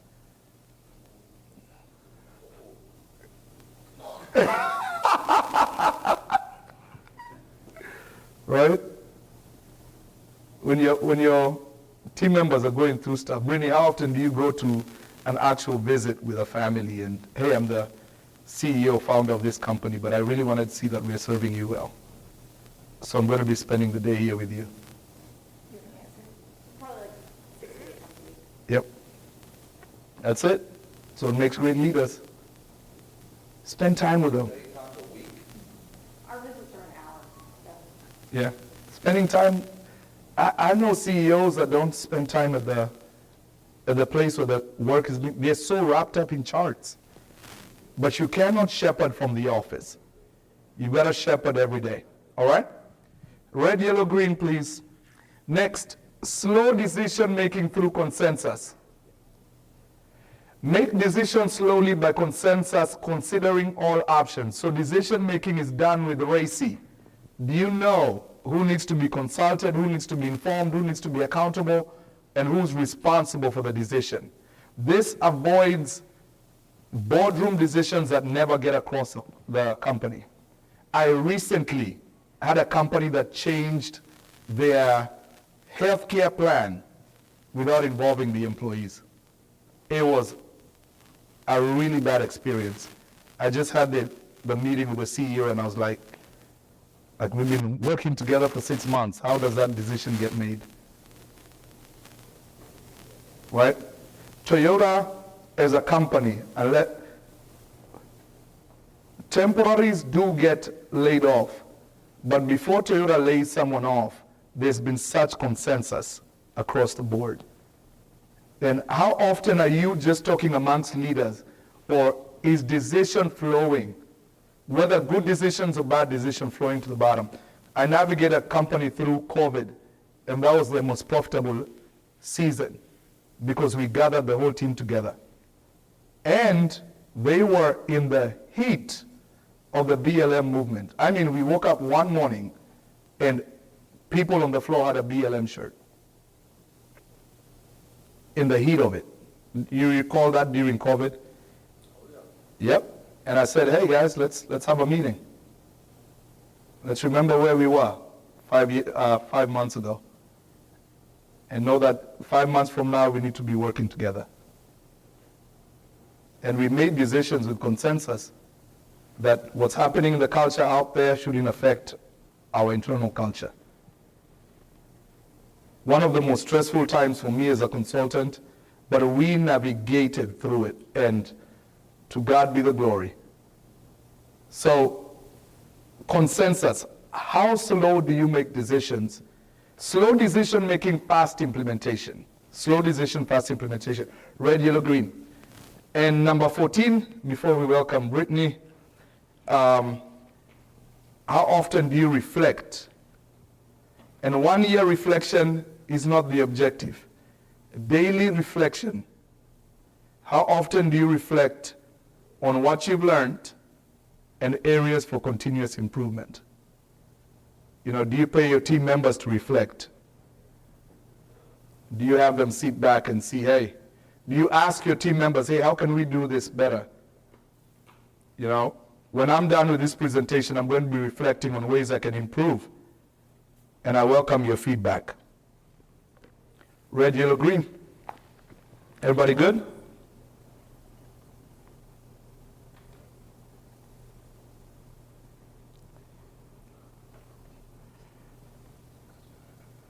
Are you done with your 14 principles?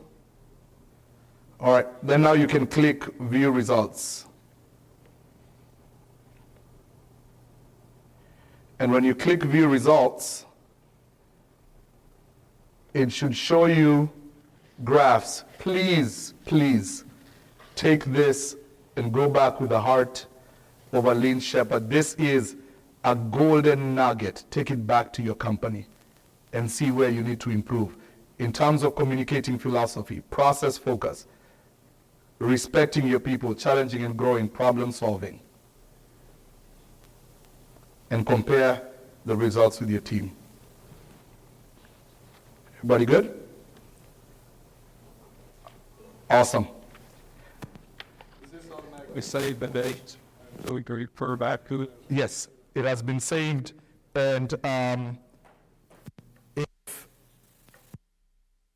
if you want to keep doing it, you can go back and do it. You can print that screen out and go back to it. Was that a helpful exercise? Awesome, very informative. Awesome. All right, let's welcome Brittany. You guys are an awesome group. So, Brittany, do you prefer standing or? All right, let's get our mic so she's audible. Jaden, thank you so much. We did a case study with Brittany for you guys, and I want to appreciate her for being willing to be a part of this case study. We went through the 14 principles, talked to her about lean shepherding, and came up with 2 areas of focus, which is your takeaway from here, which is how you take the outcome of this study and move forward. Welcome, Brittany. Awesome. You want me to share? Yes, please. Okay. When we went through it, one of the things that was really interesting to me is we do use traction, and I feel like that really helps us because we're scaling rapidly as our goal. Our company is 7 years old, and our goal is to, well, we'll be 7 years old in March, and our goal is to go statewide in South Carolina, and then eventually use case management to be able to go into different states. So we work with kids who have delays and special needs, so it goes into visits, and we were looking at, as we're implementing these systems, what does this look like for us? And as I was going through it with Evans, one of the big takeaways for me was that what it looks like right now might not be what it looks like in 6 months. Like, we're constantly taking data, we're growing rapidly, and then looking at what does that shift look like now? So for us, we ended up focusing on people development, so how we train them, and looking at systems for increasing their efficiency with processes, but also like managing it better too. Yeah, so the process of having EOS in place and traction in place, how did lean advance you as a leader, your way of thinking and shepherding your people when we had the conversation around the gap analysis? What was going through your heart and mind? Are you guys familiar with EOS and traction? Okay, so I really like the rhythms with that, right? Because you're constantly looking back and reflecting. And for me, this is just another great tool for our leadership team to look at, because when you address one problem in 90 days, there's going to be another set of problems, right? So you're reanalyzing to see what is that next step. So can I give an example? Yes. Okay, so one of the things for us was developing exceptional people. Because we're growing rapidly, our need for leadership is very important. And for us, we actually can't hire leadership from outside of Tiny Feet. So you're looking at a company that's pretty young, and we need people to grow very quickly in our company. So we were looking at, as a leadership team, what do we need for that? And so we developed something called growth spurts. And so I was going through that with Evans, because we're like, maybe this is the thing we need to focus on to help us get to that next level. And going through it with Evans, we're like, actually, this is the right tool that we need. We need to continue implementing this. So through conversations, we're like, okay, then what's the other thing? How do we have this company that's growing?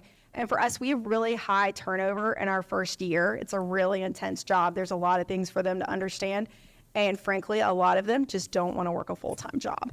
They don't know how to work a full-time job. We've had people on the phone that are like, okay, how many hours are we working? Ooh, I don't know that I want to do that because it's a full-time job. So it's really interesting, some of the people that are coming in to do this job. So one of the things Evans and I were talking about was, in developing people, one of the tools we could develop is not what we're calling our leadership development is growth spurts. We're going to do that same thing, but for people who've been on the job for 3 to 6 months, because that's when we're losing people. They get out of training and they just can't manage all the things that they've been trained on. So we're looking at, like, what is data? What is work ethic with data?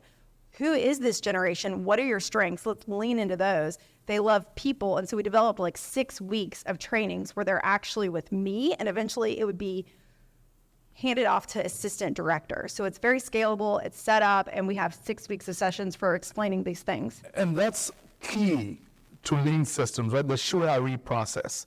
That when someone comes into your company, there's someone to walk with them in that training and development.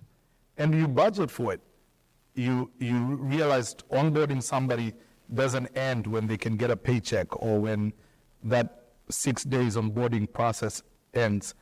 Onboarding could be a year process, 6-month process. So Shuari was really helpful for us to review.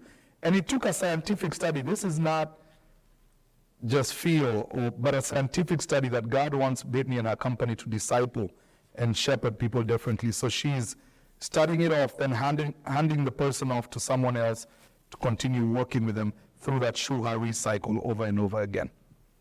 Awesome. Do you want to go into the other thing? Yes. Okay, so I'm not a technological person, but my husband is really great with technology, and he's a data analyst type person. So Evans and Peter spoke.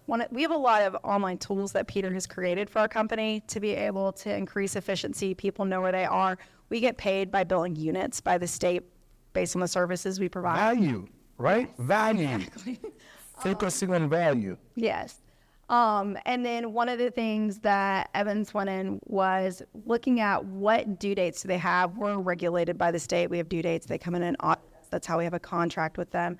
And so how do we pull in this information on due dates? That's pretty overwhelming and stressful for them to manage. They have caseloads from 14 to 22, depending on what's going on with kids. And this is pulling it into their daily dashboard of where they are to just limit the multiple systems they're going into during the day.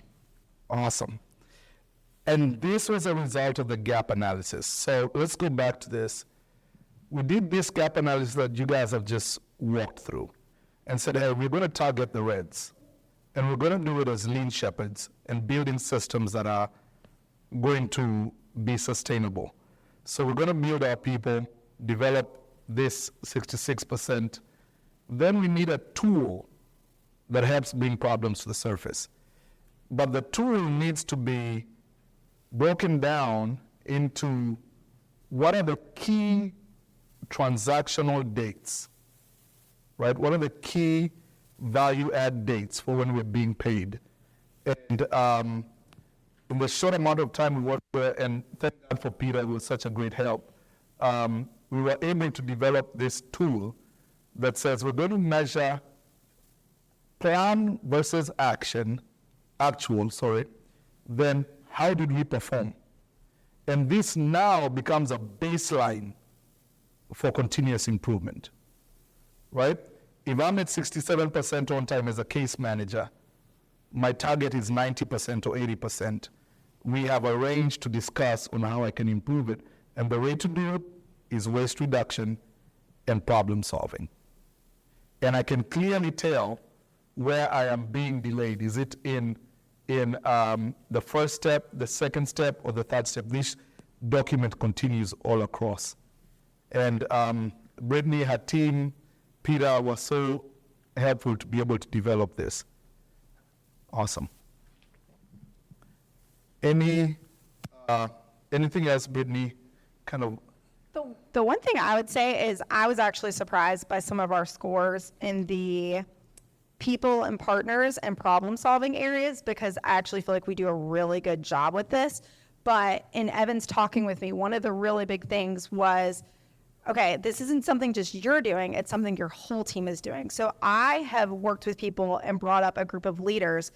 They are doing these things. The concern is that they're not doing this with their people. So how do we educate and help them realize, like, no, like, if I'm raising up shepherds, like, you need to be raising up shepherds in all of these areas too, and the impact that has. We have really great systems, but our leaders, managers, supervisors, are they doing these things for their people as well? Awesome. Thank you so much, Brittany. We appreciate you. Let's appreciate her. Awesome. So we're going to do some Q&A. Brittany, can you help me with this? You may have some feedback on the whole experience. We'll do a Q&A. I believe that's what we have left. So, we can. Do you want to take a break or jump into it? Need a break or go into?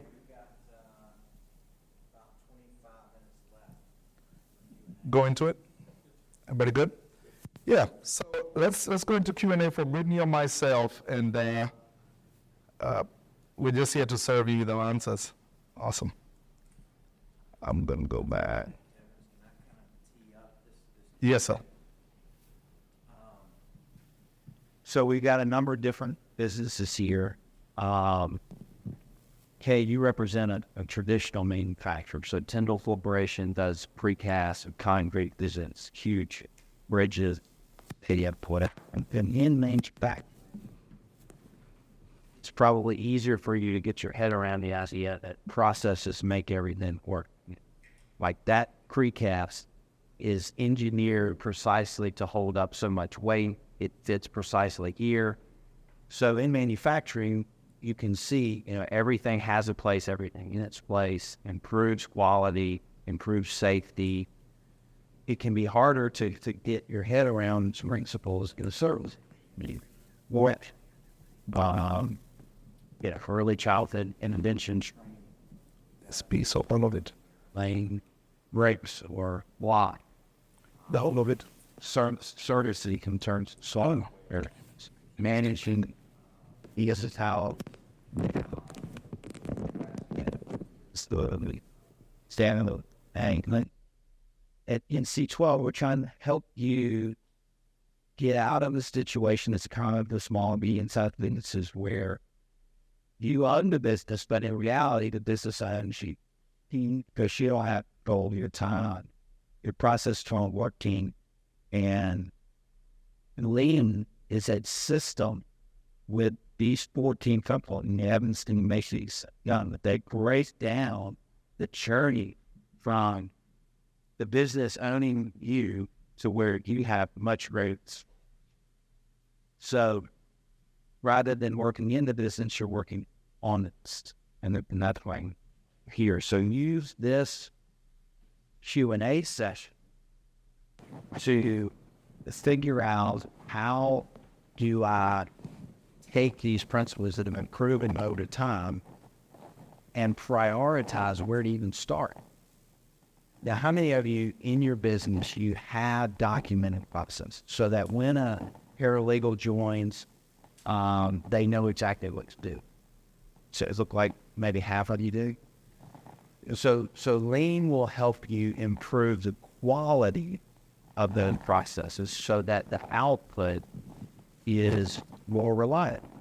When things become scientific, they are predictive, so that the yards get completed in the right way every time.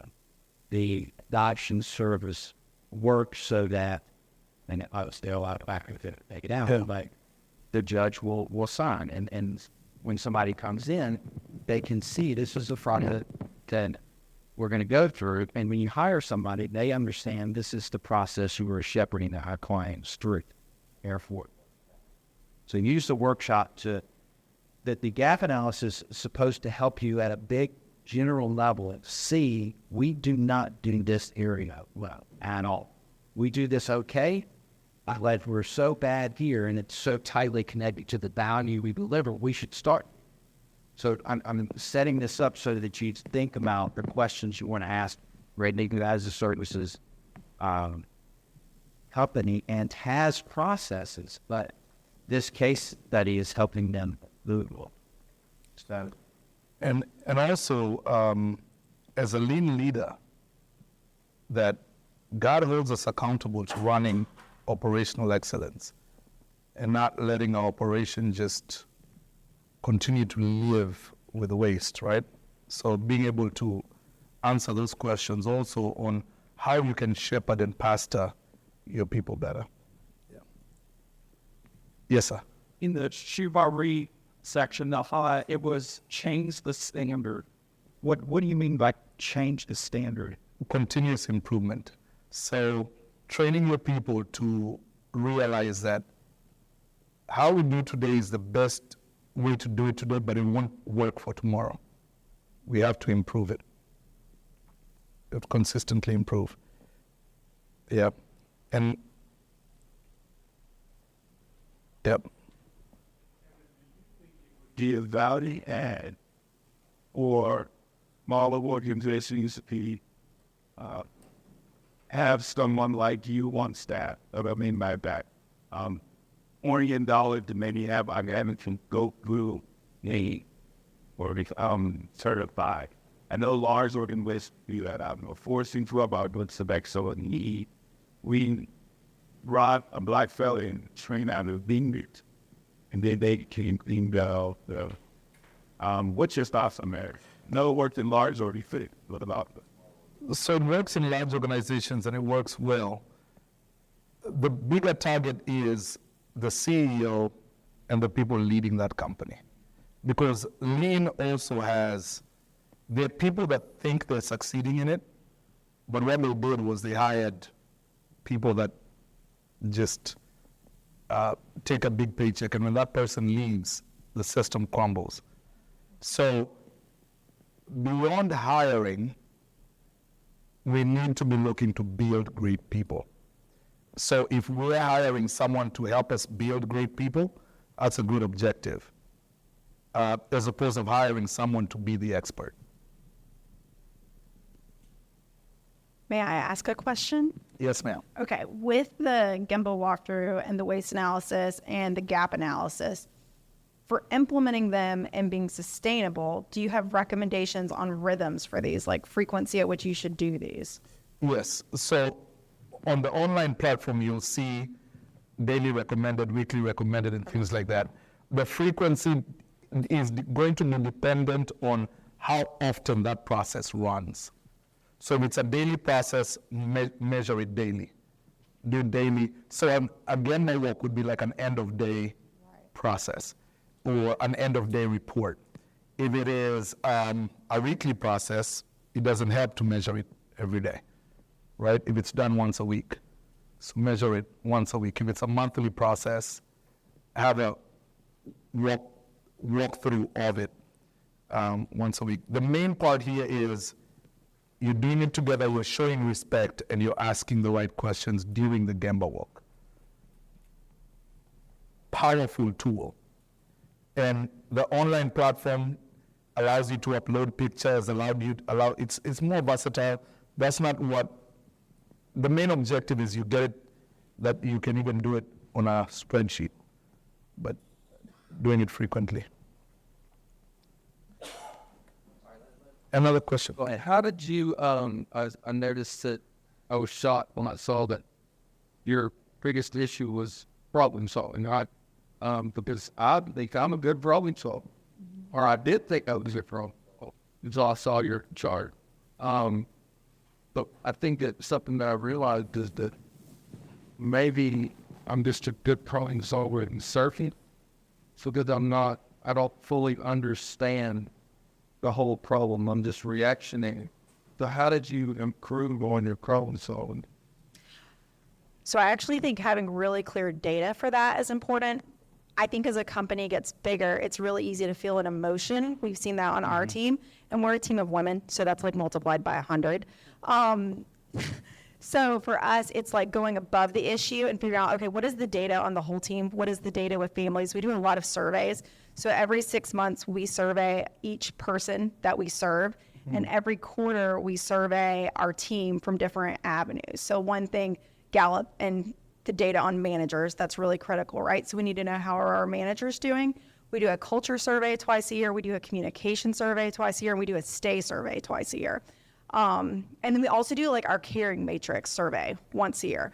So we're looking at what does this whole team have? Because we had a new hire that was like, I'm the self-appointed advocate of everybody and everybody's angry. Well, we did our survey. Nobody's angry. She's the one person that's angry. Right. So I think you have to have real data to know like what's going on. The other thing I will say with that is I'm really strategic. I'm really good at seeing a vision and where we need to go. And one of the things you want to make sure is that your greatest strengths aren't your team's weaknesses because you're overcompensating for everybody. So I think it's critical that you're educating them and giving them training, shepherding them, exactly what you're talking about, so that they can do these things, which you have to look at, well, how did you do what you did? Why do you do it that way? And systemize it so they can follow those same thought processes in alignment with what you're doing and your core values. Because the way you do it is going to be different than the way somebody else does it. And you need that process to be standard. Even with what you were talking about with like systems, those are so critical because, I mean, what you do, adoption, that's such a big deal. And you're making such an impact on these people's lives. It has to be done the right way because they deserve it. And like when you have a new hire, you need them to understand that and catch on to that passion. That's why you have those systems. So I feel passionately about that. And it's helping other people learn to feel passionate about that. Well, we're at hands of the hook. I mean, we're out here. The only day that we don't have trouble is Christmas Day. Right. Has to be more reactionary, but I'm just trying to think through the way as we're not as it's proactive versus reactive, and everything that is a problem or a process start with E, right? Yeah. E. So people are involved. So I'm hearing things from clients that are. I've heard the same thing from the same client for the last 2 days. Right. Well, head in bed thinking about it is, I didn't understand the whole problem. He didn't understand this client's problem, so I couldn't really solve his problem, which was my problem, because problems have characteristics. It's either a cause that writes the problem or a concern. They help created the problem, right? So should be more simple. Yes. I just need to figure out how to get that full understanding. And the question you have to ask yourself is, how many problem solvers have you raised? Go back to Shuari. Our objective is not keep lambs. We want sheep that continue to reproduce. So you may be the guy, but are you good at raising others? Feed my sheep, feed my lambs. Right? Have you raised up other problem solvers? You're not the one wearing a cape in the company. That's key. A good problem solver is not one who solves problems. It's one who teaches others to solve problems. Got that, Christopher. Yeah. You talked about showing or asking what are the last 5 problems you had yesterday. I'm kind of thinking through that. Any ideas on how to implement that and guidelines so it's not just a soapbox complaint? That's a good question. One of the ways to implement it, and in the toolkit, I encourage you to go check it, is through ACs. You want to show what is the standard, what is a good day, what is it? So meet with your team. Hey, we're going to have a 15-minute talk on what a good day looks like. And this is what a good day, this is a green day. But a day in the yellow looks like this. The word AC means abnormal condition. So the standard versus not the standard, abnormal condition. Chris, this will help you. What your business does. Yeah, so we're manufacturers. We handle all vegetable oils and animal fats, and we process out of a manufacturing facility. Lots of things can break and potholes and go wrong. There's lots of opportunities for problems. Yes, that's a great platform to be able to do that. To really say, hey, so this is what a good day looks like. What is a bad day? Or yellow in a bad day. And then train your team to first identify. You have to have so much patience, Christopher. So hey, let's begin to identify ACs. And the way we're going to do this is we as a company are going to categorize. We're not going to define the problem and all that. We're going to say, what is 1 word, 2 words, 3 words that define the type of issues we have? Let's list them. And in that exercise, have them list them. Should that be something that everybody has access to, I mean, I'm thinking about like posting online sales. Yes. As the ability to put their stuff where everybody sees it. Yes, everybody sees it. But what you ask your team on that week when you start this is I just want you to list the occurrence. So how many times you have a machine stop? 1, 2, 3, 4, the occurrence. And then say, hey, let's meet in 2 weeks and review. These are our 10 issues that we said, this is a normal day, this is an abnormal day. There's a day in the red. Here are 10 issues, and this is how they occurred. Then you're going to have a trend of top 3 or top 4. Guys, we're not going to solve the whole world problem, but let's take our top 3 occurrences and give definition to them. Then, Christopher, you say, this week, let us define the problem. And in defining the problem, we're going to ask ourselves, what's the problem? Not what's causing it. For me to know how to solve a problem, I need to know what the right problem is first, right? So what's the problem? In that second meeting, tell your team to go and have conversations around problems. The reason I say do it this way, Chris, I'm suggesting this is, you want to raise problem solvers. You don't want to become the expert. You want to say, hey, bring me all the problems and I'll teach you, I'll solve them for you. You're saying, hey, bring me the problems, but we're going to get the data together. Right? So what's the problem? A second meeting. The team goes out, gathers the problem. We're only focusing on our top 3. Go gather the data. Then the third meeting is now we're going to ask the 5 why. Why is this problem occurring? Ask it 5 times. It's very monotonous, but very productive. Thanks, Christopher.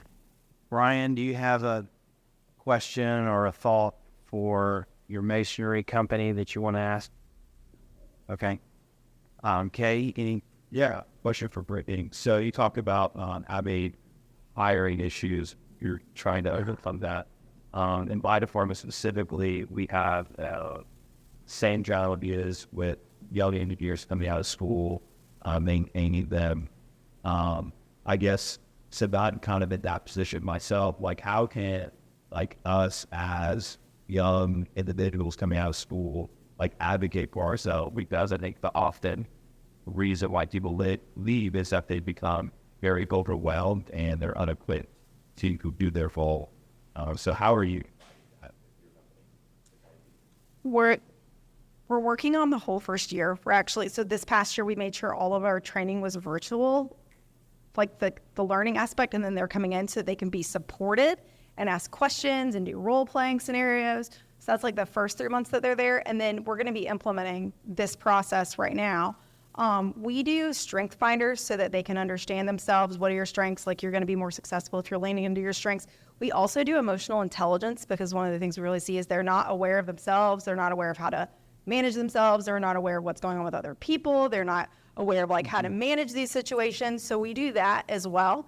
And in this time where I'm meeting with them every other week for the first 3 months outside of training, they're going to be with me. So once again, I want them to build a relationship with me. I want them to understand we do work hard here, but capacity is a muscle and you can build that. It's okay to work hard in a world where people don't fully understand how to work hard anymore, and that's okay.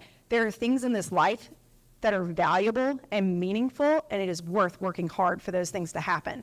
And then we're even going to go into like self-care. Like, how do you disconnect from this job whenever you leave? Like, we want you to give 150% while you're here, but when you leave, I want you to disconnect and go enjoy your family, go have a hobby, like go have fun. And I just don't think a lot of people know how to do that anymore. So these are things I wouldn't have thought we needed to do. We actually think we need to do them. Cool. Eric or Parker, y'all got questions, thoughts about, could you say more about emotional intelligence? I'm so curious. Yes. So the emotional intelligence, we rolled this out, 3 years ago for the first time, and then this coming year is our second time going through it. We do a book club every year, and it's them understanding something new about themselves. This year we're doing crucial conversations, but emotional intelligence and strength finders, we alternate every year. So once we finish that book, we circle back around. And it's just the last 5 minutes of team meeting. So if you look up the book Emotional Intelligence, it's like a 6-month process. You take the test before you start the book, but it's helping you understand like what is emotional intelligence. And then it's going to give you what is your starting score. And you actually look at your overall domain. Like those are the forward domains. Like, do you understand your emotions? Can you manage your emotions? So self is the top layer. And then you go into, do you understand other people's emotions? And do you know how to manage this whole relationship? Our whole job is working with people. And if they can't do that, it's going to be a very overwhelming job.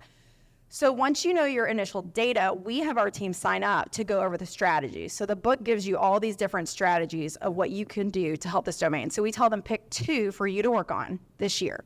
Our whole team goes through every team meeting. Somebody shares what is one of their 2 strategies. So we share 2 strategies every team meeting. We keep circling through until we get through the whole book. Once we get through the whole book and people have been implementing these strategies because it's a muscle, it takes time. Then they take the test again and see what their final score is, but then they know what things to work on next with their supervisor. We do annual goals, quarterly goals. They can put this as a part of their goals. One of the things they say about emotional intelligence is if you don't keep working on it, you lose it again. So it is a muscle that you've got to keep working out, which is why we keep circling back to it. Yeah, you can tell me the name of those books again. Yes. Emotional intelligence.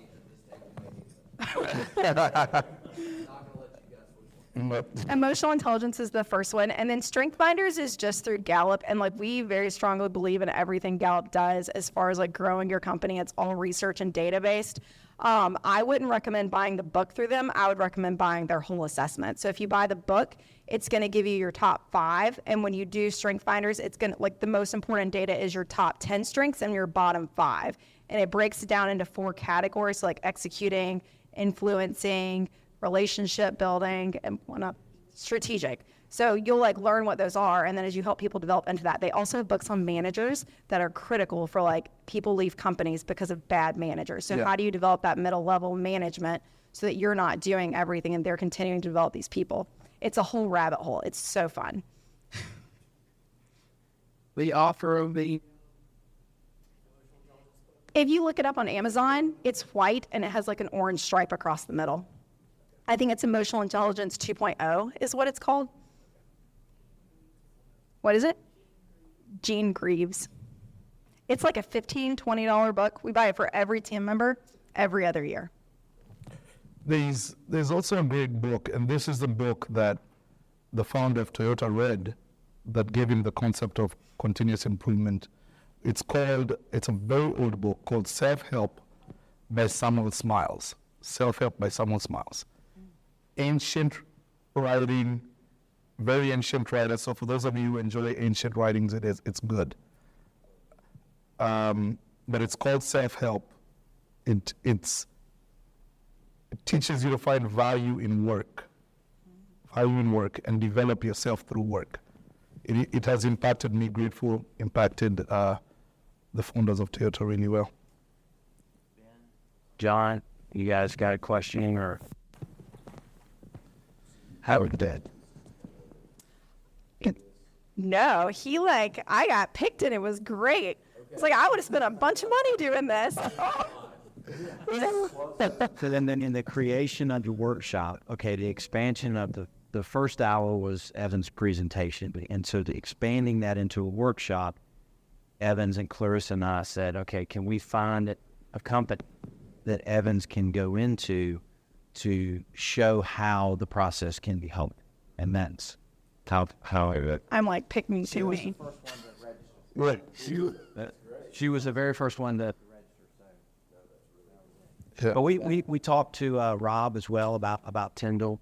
I just don't think there was enough bandwidth to have Evans come in. But I mean, a part of you being here, of you investing to be here, is that you can ask Evans questions. Like I want to go around the room. This is C12, so do is greater than talk. So I want you to tell us and tell Evans what is the one thing you're going to do as a result of your being here this morning. Like of those 14 principles, I'll start with you, Brian. Which one is going to make the most impact, and do you want to start digging into?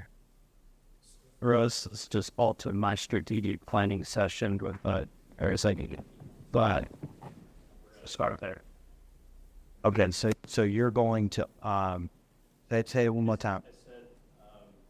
Altered my strategic planning session with lean team on Friday, and I'm looking to take this and implement it in that. Start out. We're going to grow. We got to identify where we can grow. Okay, great.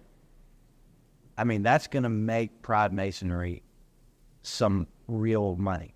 Yeah. Because they're going to focus on improving the predictability and reliability of what you do. You'll do it more efficiently and more profitably. Christopher, what about you? Yeah, just those asking for those bot problems, and I'm hoping that will help to further how my team to, I guess, empower themselves. Yeah.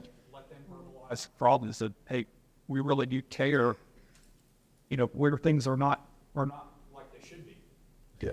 Yeah, and I'm sure you can relate. So many CEOs, when you hire an employee, the employee wants you to tell them what to do and then tell them how to fix your problems. But what you're gonna evolve to is a group that sees the problems and fixes them themselves. And you may never even find out about the problem because they saw it coming, decided what to do, and then took care of it. And that's the culture, and that will drive you there. Ainsley? Well, Yeah. Oh, super simple. But I told Brittany, like what you were talking about, like the visual stuff. Like that is the easiest thing to just like sit there. Like I could do it today, and like put something in our packets that we share with families. So, like definitely looking at making like the flow chart for like not only people in training to have like what they committed, but also like our families. Like this, it's a big process. Like our first visit is like 4 hours. Like when we're the family for the first time. And we could be with them anywhere from 6 months to 5 years. Like there really is just such a stretch of time. So I think creating something like that will help our team understand our families more, and those services, and like people are our problems. So I think the better that we can show them like at the beginning, I think that'll be huge. okay. Kay, how about you, Ryan? So I'm going to communicate to our leadership kind of that we need to really have the leaders teach our teams about their work and kind of implementing the Shukari kind of methodology so we can kind of just almost get out of our way because it's just a lot, just overwhelming work when you just come in right out of school and it's Okay. I humbly encourage you also to, as a group of engineers, come up with learning sessions, like she said, book sessions to learn the company, the why. And you could be a great champion for that. Hey, for lunch today, we're going to take 15 minutes and review core values as engineers. I'm an engineer. We are so task focused that sometimes we miss the why. So get the young engineers to study the company, study the founder, set up time with them if they're still here, and be taught the culture. Because once young people learn the why, they grab a hold of it. So it's awesome. Okay, John, Ben? Yeah, so the thing I'm thinking about is just the 5 problems. Thinking about I'm in the mic.